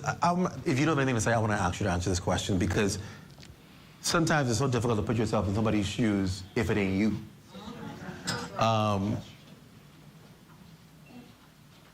Do you know what it is to sleep at peacefully at night? No, because sometimes I feel as if I don't know when he can come out of prison, and every time I hear a noise, I just get scared. I don't know if it's him. I don't go in the night. When I go, only time I go out is like after 2. I pick my kids up from school, and we go straight home. So you're living like a prisoner in your own home? Yes. You, I'm being told, have a teacher's aide certificate? Yes, sir. So she needs a job. So if anybody out there is watching, she has a teacher's aide certificate, she needs employment. Because you have to be able to take care of your children. Yes, sir. How are you doing now with therapy? With physical therapy? Are you in physical therapy? I stopped going to physical therapy because every time I go to fee, I ain't got no money. I get sent to do an MRI because I start having pain in my back again. I can't sit up too long again. I can't stand up too long. And I need an MRI. The MRI is $800 and something. I don't have $800 and something to pay for an MRI, so I ain't ever done this yet. Only thing this accident cost me was expense. I did not receive anything. National Insurance issued a check. My inspector told me to pay it up. Once I pay it up, I will be paid. They issued a check for $11,000. They turned around and they canceled the check because they said the payment was paid late. The inspector told me to pay it, and I will be paid, and I still has not been paid. What is outstanding? At that time, they said me paying national insurance, being self-employed, it was outstanding. What amount? It was $1,000 and something. I paid the $1,000 and something, and the lady told me that. What did they tell you? What did they tell you? When you paid the $1,000, what did they tell you? My inspector told me once I pay the contribution, once I bring it up to date, I'll be able to get paid for the accident. What is the contribution that you to bring up to date? Do you know the amount? I did already pay at that time. That was in 2022, right before the accident. And you still haven't gotten your check? I haven't gotten anything. They issued a check. They issued a check right before the Christmas. And I called and he said, well, the check was canceled. And I asked them, everything they went through step. First of all, I put in there, it took them about 6 months before they even get to it. They said because I put the claim in late. I was bedridden. I couldn't walk. I was bedridden from November 2021 to February 2022. I started to walk. 1 year not walking? It was about a couple months. About 4 months. I'm not walking. I was bedridden. I had to write a letter because they say anything after 3 months is considered a late claim. I had to write a letter stating why the claim was late. I did all of that. I paid the $1,000 and some they asked me for. I did all of that, and I still didn't get anything. The system. Up to now, I still hasn't gotten anything. The system. I'll tell you this much, feature. I believe that after today, things are going to get a lot better for you. Thank you. The good thing about it is, one thing I love about the fact that as Bahamians, even though the system fails us, we still know as a people know how to come together and rally to the call of our fellow citizens who are in distress. I got assistance from people before from Rodney Monka. That's how come I was able to pay for therapy. I had to get a back brace for $1,100 before being discharged. I was able to get that thanks to people. So I'll tell everybody who helped me before, thank you. Every time I go to the hospital, I had to pay. Last time I went to the hospital a couple months ago, I told the lady I had not $15 to register to see the doctor. She can't bill it. She told me no, she can't bill it because I have a $43,000 bill there. I told her she needed to take that $43,000 bill and take that to the court and tell the court to let Ray Sands pay the bill. Yeah. I shouldn't have to pay for a bill that I did not do. Yeah. An ICU bill, that got nothing to do with me. Yeah. Me doing surgery on my leg, putting steel in my leg and screw in my leg, that got nothing to do with me. I have an injury to my spine, that got nothing to do with me. So why I have to be stuck with the bill? So the lady told me that day that she cannot bill me $15 because I have an outstanding balance at the hospital. It's about to get better. I hope so. For you and your children. Thank you. As a community, we know how to rally the call to make things right.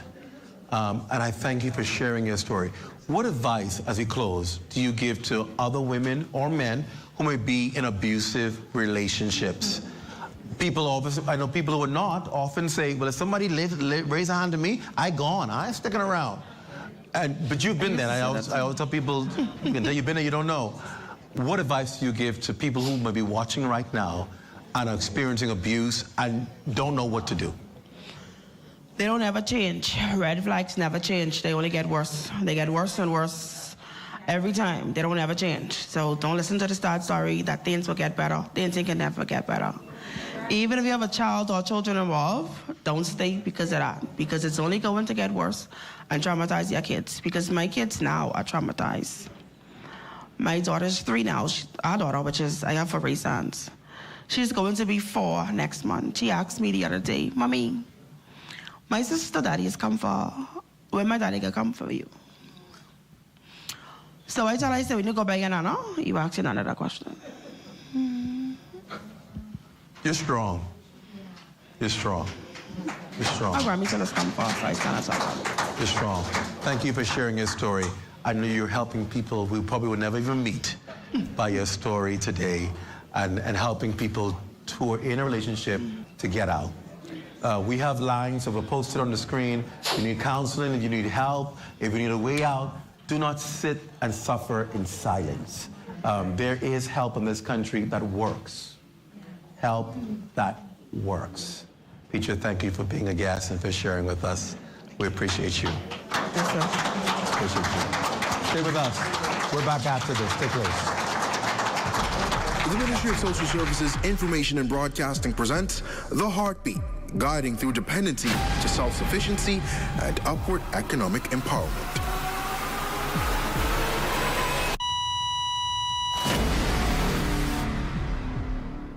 Hey, Bahamas, are you looking for a quick escape? Then come stay at Breezes right here on Nassau's world-famous Cable Beach. Enjoy exclusive rates for locals. Come unwind and feel the breeze at Breezes. WhatsApp 424-8704. Television just got a whole lot better with Justice with Judge Carol. Every Wednesday at 8 p.m., see real cases before a real judge. From AC disputes, traffic accidents, tenant and landlord contracts, Judge Carol will make the ruling and the decisions are final and legally binding. If you want your case heard before Judge Carol, call us at 242-445-4955 or email us at info@judgecarol.net. And remember, the decisions are final. I don't know, but there's all kind of cars in that parking lot. You ain't even know where to park. Yeah, that's don't park in the, look at this way. Like, you ain't get nowhere to go. Don't park him. Just don't park him. Don't park him. Yeah, that's how they get. No, Ron, you can't park him. I ain't gonna be that long. I ain't gonna be that long. How many gaps watch it? Boy, what's going on, dog? I tell you we shouldn't park here now. This way park here, bro. I tell you we shouldn't park here. Don't get one of these things. My bad big bro, and he got a sticker inside this. Say, this mud though. We gotta move. This is how he gets. That's what we gotta move. But we gotta move. Don't. We can move right now. Sorry. Be considerate. Don't use disabled parking spaces without a decal in your vehicle.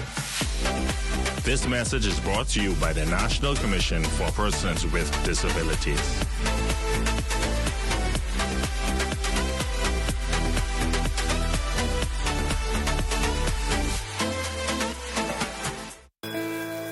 Abuse, domestic violence, suicidal tendencies. Are you being stressed out from these problems? Call the national hotline at 422-2763 or 322-2763. There are trained social workers available 24 hours to help you. Know that you are not alone in this. Years ago, a new era began. Together, we have shared joy and survived the hardest times by leaning on each other. Now, we need to grow stronger. That means standing up for ourselves, protecting our borders, investing in our family islands, and growing more of what we eat. We know where we came from, so we know where we're going. Happy Independence, Bahamas.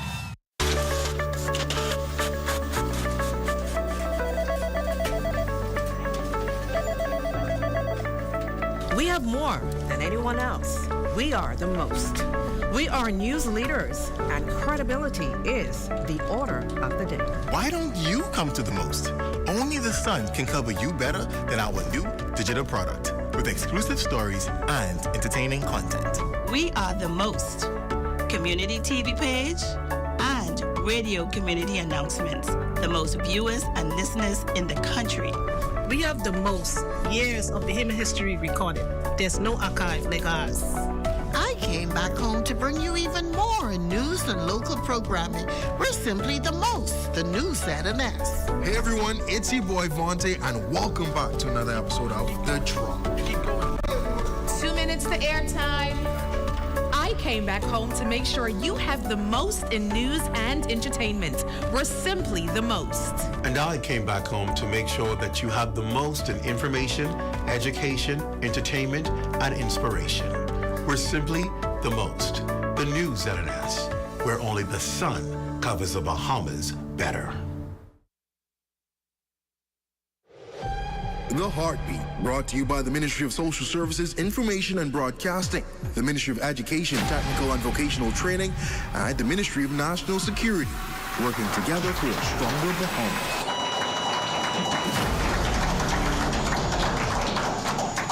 Welcome back to the Heartbeat, and of course we've just come out of what I describe as a powerful segment, talking to a survivor of domestic violence and someone who overcame a very difficult ordeal and still going through it and hearing the challenges she's facing. These two persons we're going to talk to now, I think, come at a very critical time after that conversation to talk about some of the issues that she addressed and faced as a survivor. I want to introduce Eartha Sharlow, who is the Assistant Director in the Department of Social Services. Thank you for being here in your bright orange, looking so pretty. And then, of course, Assistant Superintendent Kendra Wims from the Police Domestic Violence Task Force. Thank you, ASP, for being here. Thank you. It's my pleasure. I want to talk on the heels of Petra's interview about a lot of what she spoke to. There were loopholes in the system. I want to talk about that because no doubt I believe there are people who are watching and listening who may want to reach out and they're going to say, well, it doesn't make any sense. You heard her story. She wasn't taken serious. They told her, wear your mask, and they ain't help her when she went to the police. Where were social services? She had kids who needed help. Why didn't they provide counseling? Why they didn't assist her? Why was she left alone almost to fend through this? And I have those questions too. I have those questions too, because I believe our systems are supposed to be there to help people, and if our people aren't getting the help in times of crisis, then why have the system? Why have them? But you know better because you work in these systems. You and your colleagues are professionals who deal with this every day. Let's talk about the loopholes. For example, if a victim comes in, a survivor comes in and said, listen, I'm experiencing some challenges, are they taken seriously, or are they made to go back into the system? How do we address these issues? Thank you so much, Clint Watson, for that question, and a pleasant good evening, Bahamas. Once victims comes into the Domestic Violence Task Force unit under the Royal Bahamas Police Force, they are taken very seriously. They have a wide range of reasons why they come to the unit. In particular, for most part, they need assistance as it relates to housing, or they need counseling, or they need even action in terms of their case. So what we assist them with is to ensure the referral pathway is given to the victim holistically, not only the victim, but the children as well. Because as you know, domestic violence, violence in the home is a learned behavior.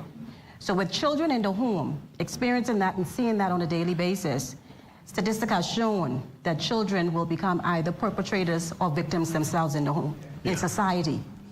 So we pay attention to that, and that's why we work along with a lot of agencies. In July 5th, 2022, the Commissioner of Police amalgamated a unit, which is the Domestic Violence Task Force unit. It doesn't only consist of police officers. We have partners from the Ministry of Education, the Ministry of Social Services, as well as non-profit organizations, even straight up to the judicial system as well, which plays a pivotal role in our system, as well as the faith-based ministry. So it's a holistic approach where all of these partners are under one umbrella, and it's called a one-stop shop. But is the shop working? It's working. It's working. It's working. It's working. From Petra case to today's date, when persons come into the unit, they are assisted because it's a safe space. It's a safe space. And the reason why it's a safe space for victims, they are able to speak about what's going on in their lives, and they are able to share their stories. But the only downfall, what I've noticed in a lot of cases that is reported in the unit, a lot of victims are not requesting police action. What they want is for the perpetrator to be spoken with. We just want him to behave. We don't want him to no longer abuse us or our children. And another sad thing in the family, when you look at the family as well, you find that the victim's parents, it's a cycle of abuse. It's a generation of abuse. I mean, the perpetrator's parents? Perpetrators, as well as the victims. Okay. Because these victims are told, no, you better stay there. Don't let no woman come and take what's rightfully yours. They encourage the victim to remain in the relationship. And for most part, these victims don't have nowhere to go. So what's going to be in the mind of a victim? She's going to say, I might as well stay. Right. Because the children need to be fed, and they need a house over their head. Yeah, I want to bring Eartha Shallow in because what she spoke about is real, and I'm thinking that's where social services step in, and I would think sit down and say, okay, let's talk some sense into you, because you might think this right, but this one will lead. Here's a catalog of where for other people it's led. Maybe you need to put together a documentary and sit them down in there for an hour, watch the documentary, and decide whether you will stay after the documentary. Are we using methods that work? Mm-hmm. Yes, we are. We are using methods that work. Do we have people that are aggressively or trying to help, or we have people tired?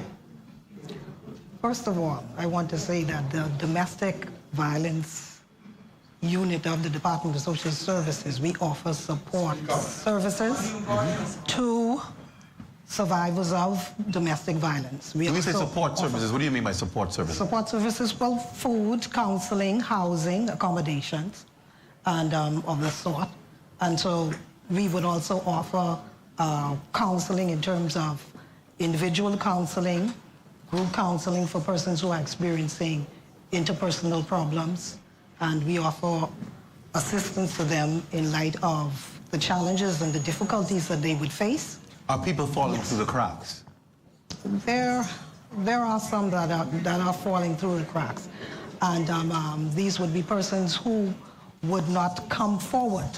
They would not come forward to report that they're being abused. What about, I mean, I don't want to use Petra's case, but I mean, she talked to us about what she's gone through. What she has went through, yes. So where was the system for her? I didn't hear from Petra whether or not she sought services from social services. Okay. I didn't hear that.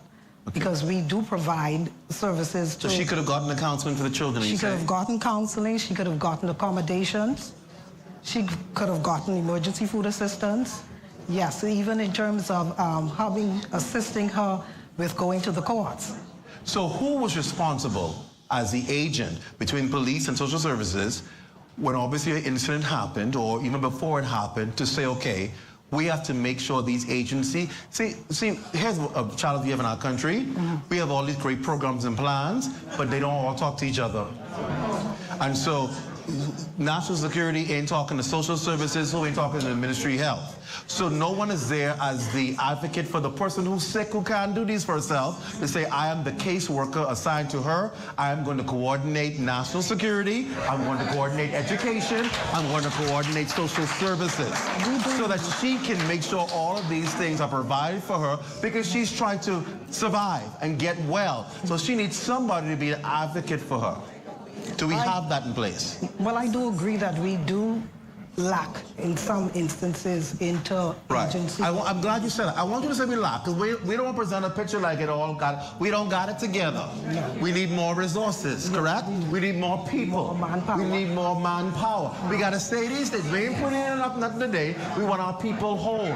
The only way they can get whole is if we have people in place to minister healing to them. The ministers are here. So I want them to hear that, so they know that their next budget got to include money for people. Mm-hmm. If I could help Shallow.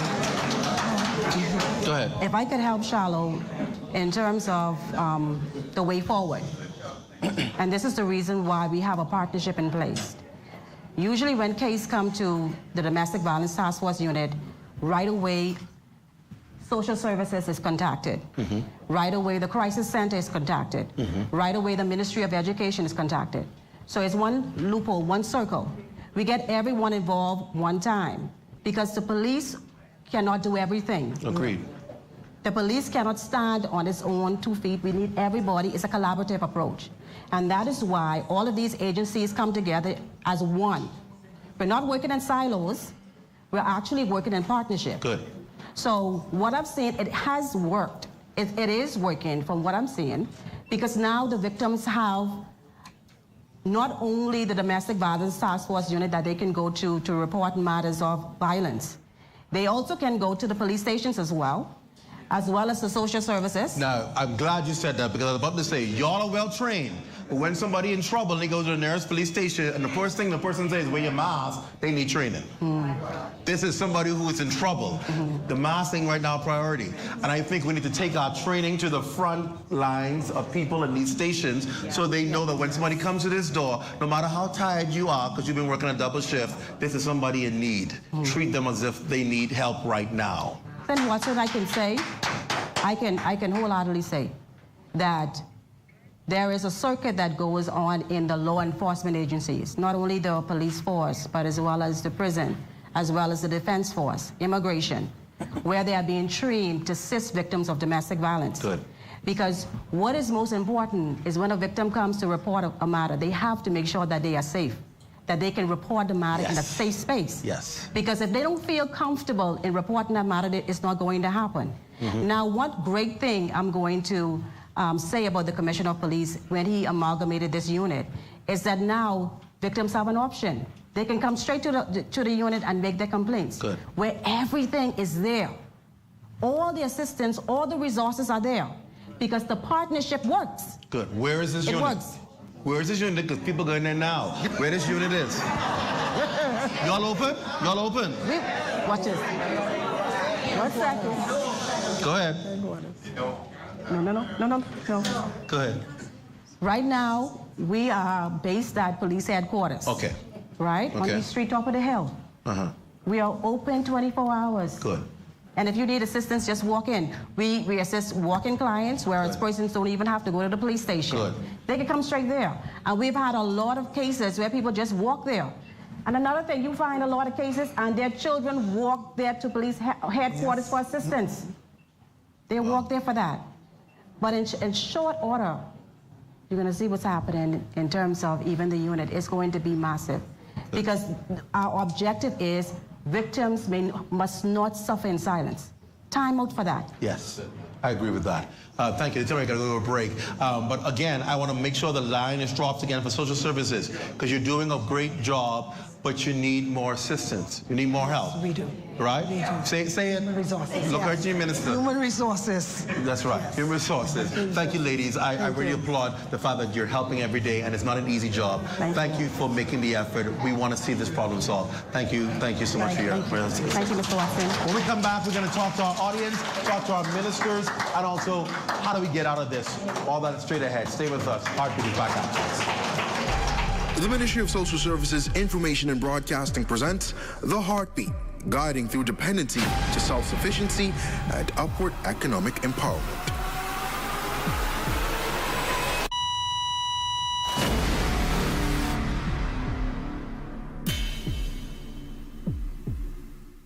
For a quick escape? Then come stay at Breezes right here on Nassau's world-famous Cable Beach. Enjoy exclusive rates for locals. Come unwind and feel the breeze at Breezes. WhatsApp 424-8704. The internet is an essential tool for children and adults. It can be used to research, school record, communicate with teachers, and play interactive games. But online access also comes with risks, such as inappropriate content, cyberbullying, and online predators. Here are a few safety tips to help keep you and your children safe. Do not post too much personal information such as home addresses and phone numbers. Keep your privacy settings on and practice safe browsing to ensure children don't go on any inappropriate sites. Be careful about posting pictures or your whereabouts when going on vacation. Always know your child's passwords for email addresses and social media sites. Be sure to have your house computer in a common area where it can be easily monitored. Have conversations with them to make sure they aren't scheduling meetups with new people. Online safety is just as important for children as it is for adults. Not only are children more vulnerable to financial and identity scams, but they are also at risk of encountering inappropriate and potentially disturbing content. I am Police Cadet 80 Jamara Rule, reminding you that safety is everybody's business. So let us do our part and continue to create safer communities. I don't know, but there's all kind of cars in the parking lot, but you ain't even know where to park. Yeah, that's no parking. Look at this way. Like, you ain't get nowhere to go. Don't park. Just don't park. Don't park over here. That's handicap. No, you can't park on handicap. I ain't gonna be that long. I ain't gonna be that long. Handicap spot, right? Boy, what's going on, dog? I tell you we shouldn't park here now. This way park here, bro. I tell you we shouldn't park here. Don't get one of these things. My bad, big bro. And he got a stick inside to say, this model, we gotta move. This honey got to Let's go, we gotta move. But we gotta move. We can move right now. Sorry. Be considerate. Don't use disabled parking spaces without a decal in your vehicle. This message is brought to you by the National Commission for Persons with Disabilities.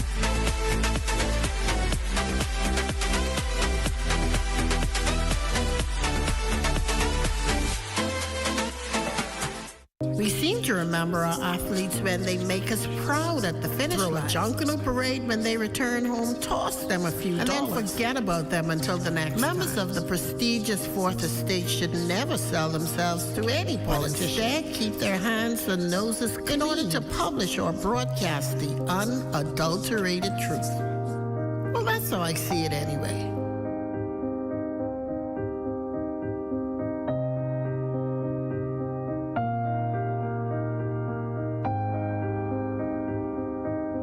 Read as I see it, exclusively at CNNSBahamas.com. New articles premiere on Mondays at 9 a.m.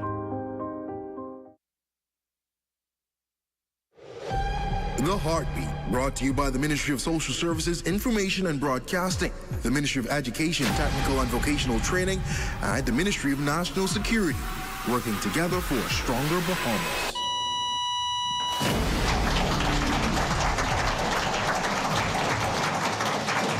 Welcome back to The Heartbeat. It's time to get some solutions. We've been hearing what the problems.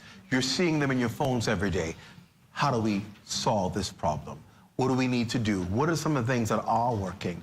And I think it's important to do that. And you're going to see throughout this show, we're going to give you the numbers and put them up on the screen because some of you, I know, want to take action and be able to get help. And we want to make sure that you know exactly where to reach out to for that. My next guests are going to talk to us about how do we fix this problem. He's no stranger, Apostle Benjamin Smith from the Embassy International, and Cassandra McKenzie, who's a mother who does some things to make sure that it works for her family. Yes. Both of you, welcome to the show, to Heartbeat. Cassandra, let's start with you, because you're a mother who understands the importance of family.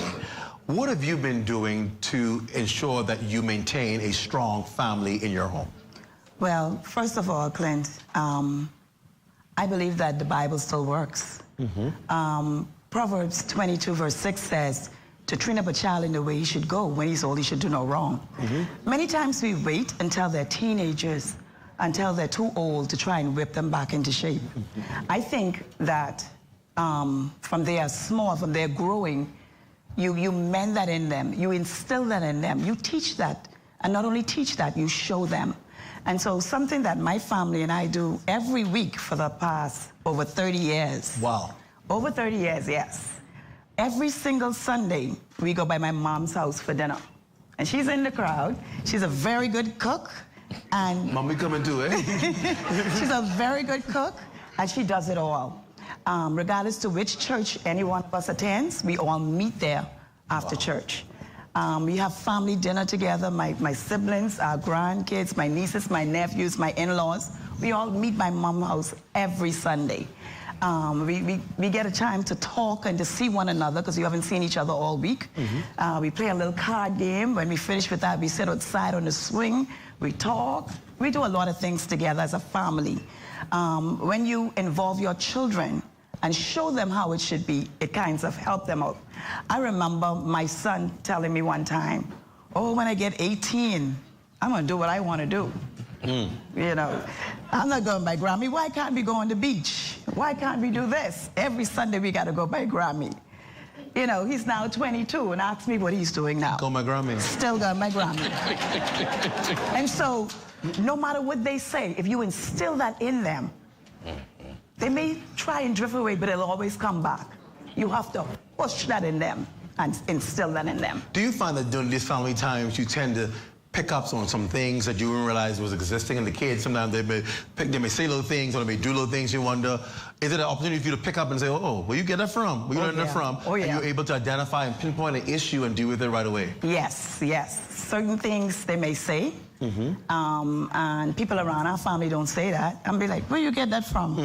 And so we always tell them the right way to do it, and that's wrong. You don't pick up what you hear. And we always try and teach them the right way.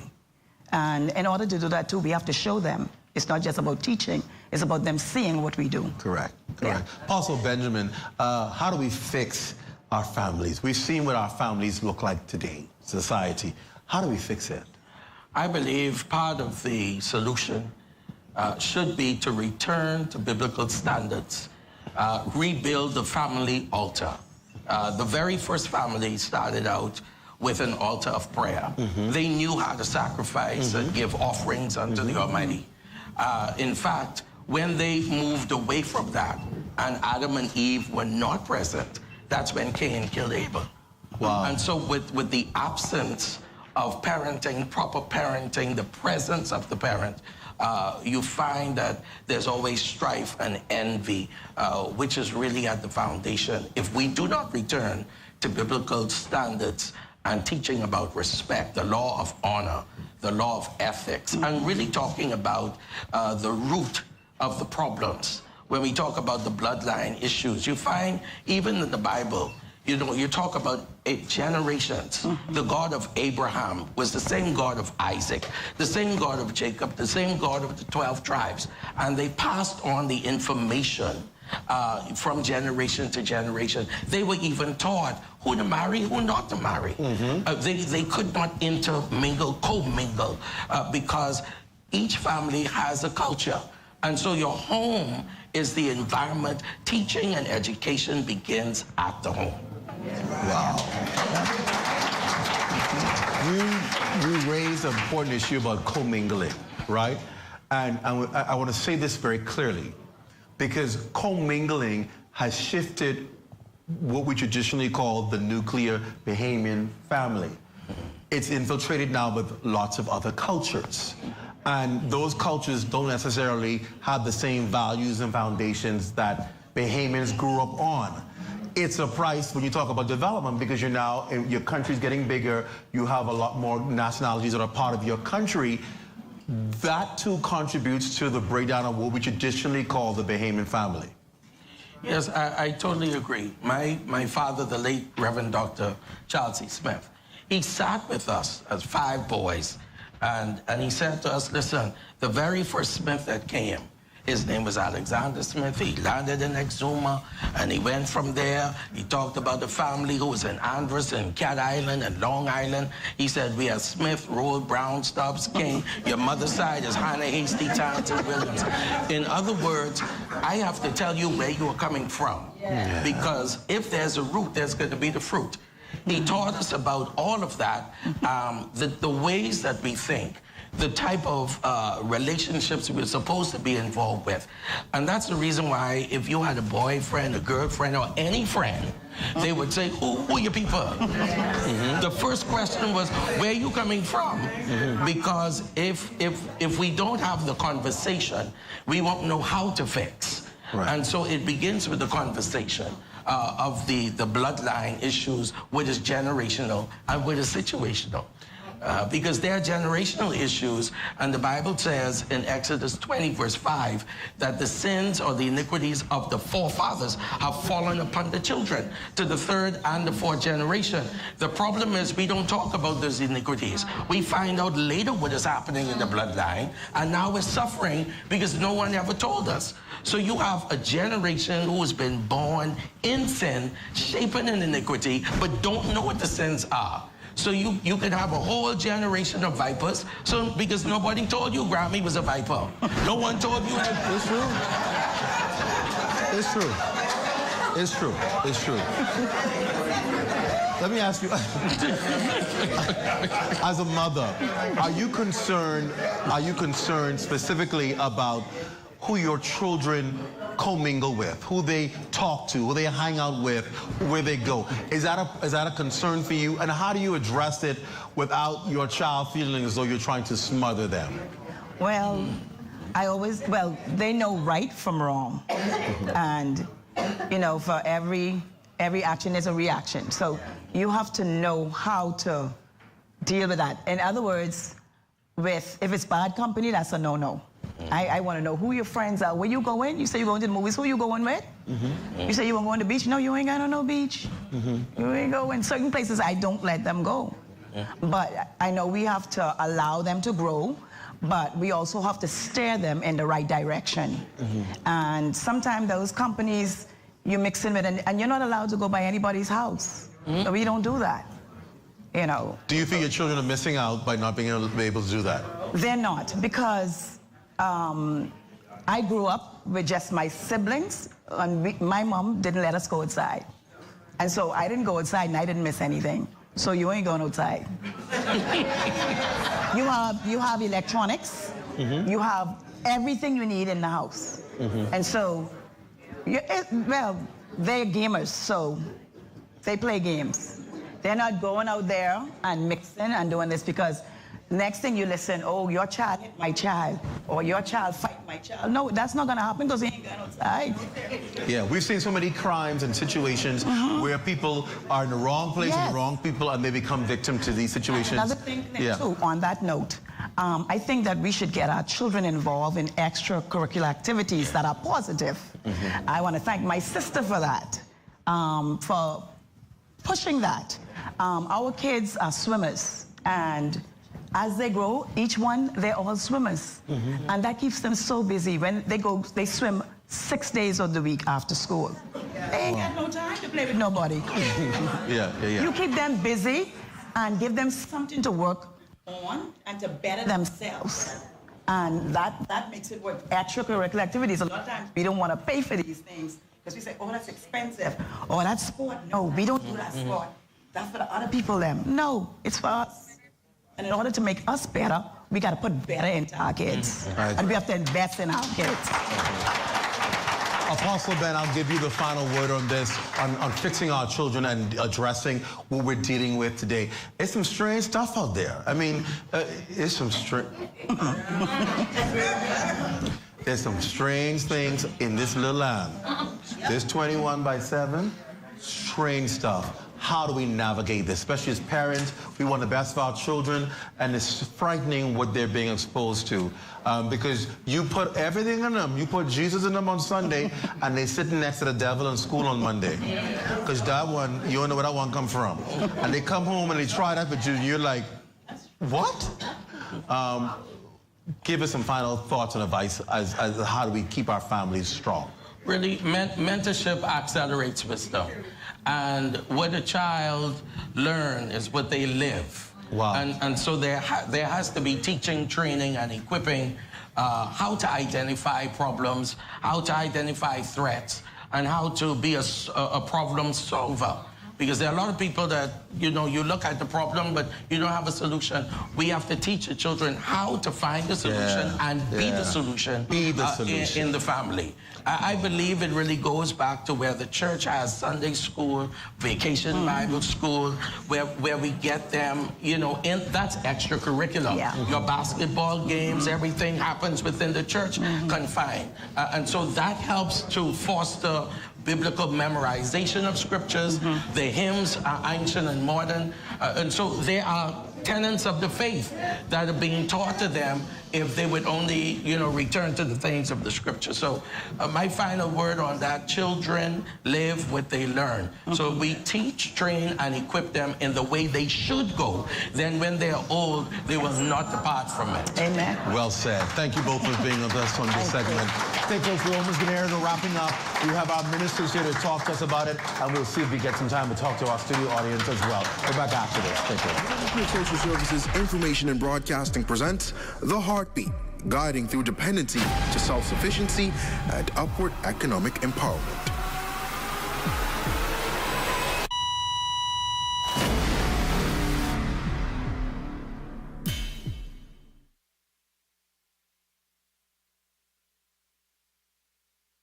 Hey, Bahamas, are you looking for a quick escape? Then come stay at Breezes right here on Nassau's world-famous Cable Beach.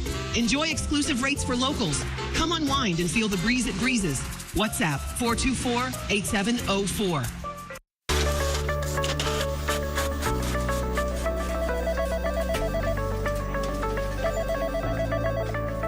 We have more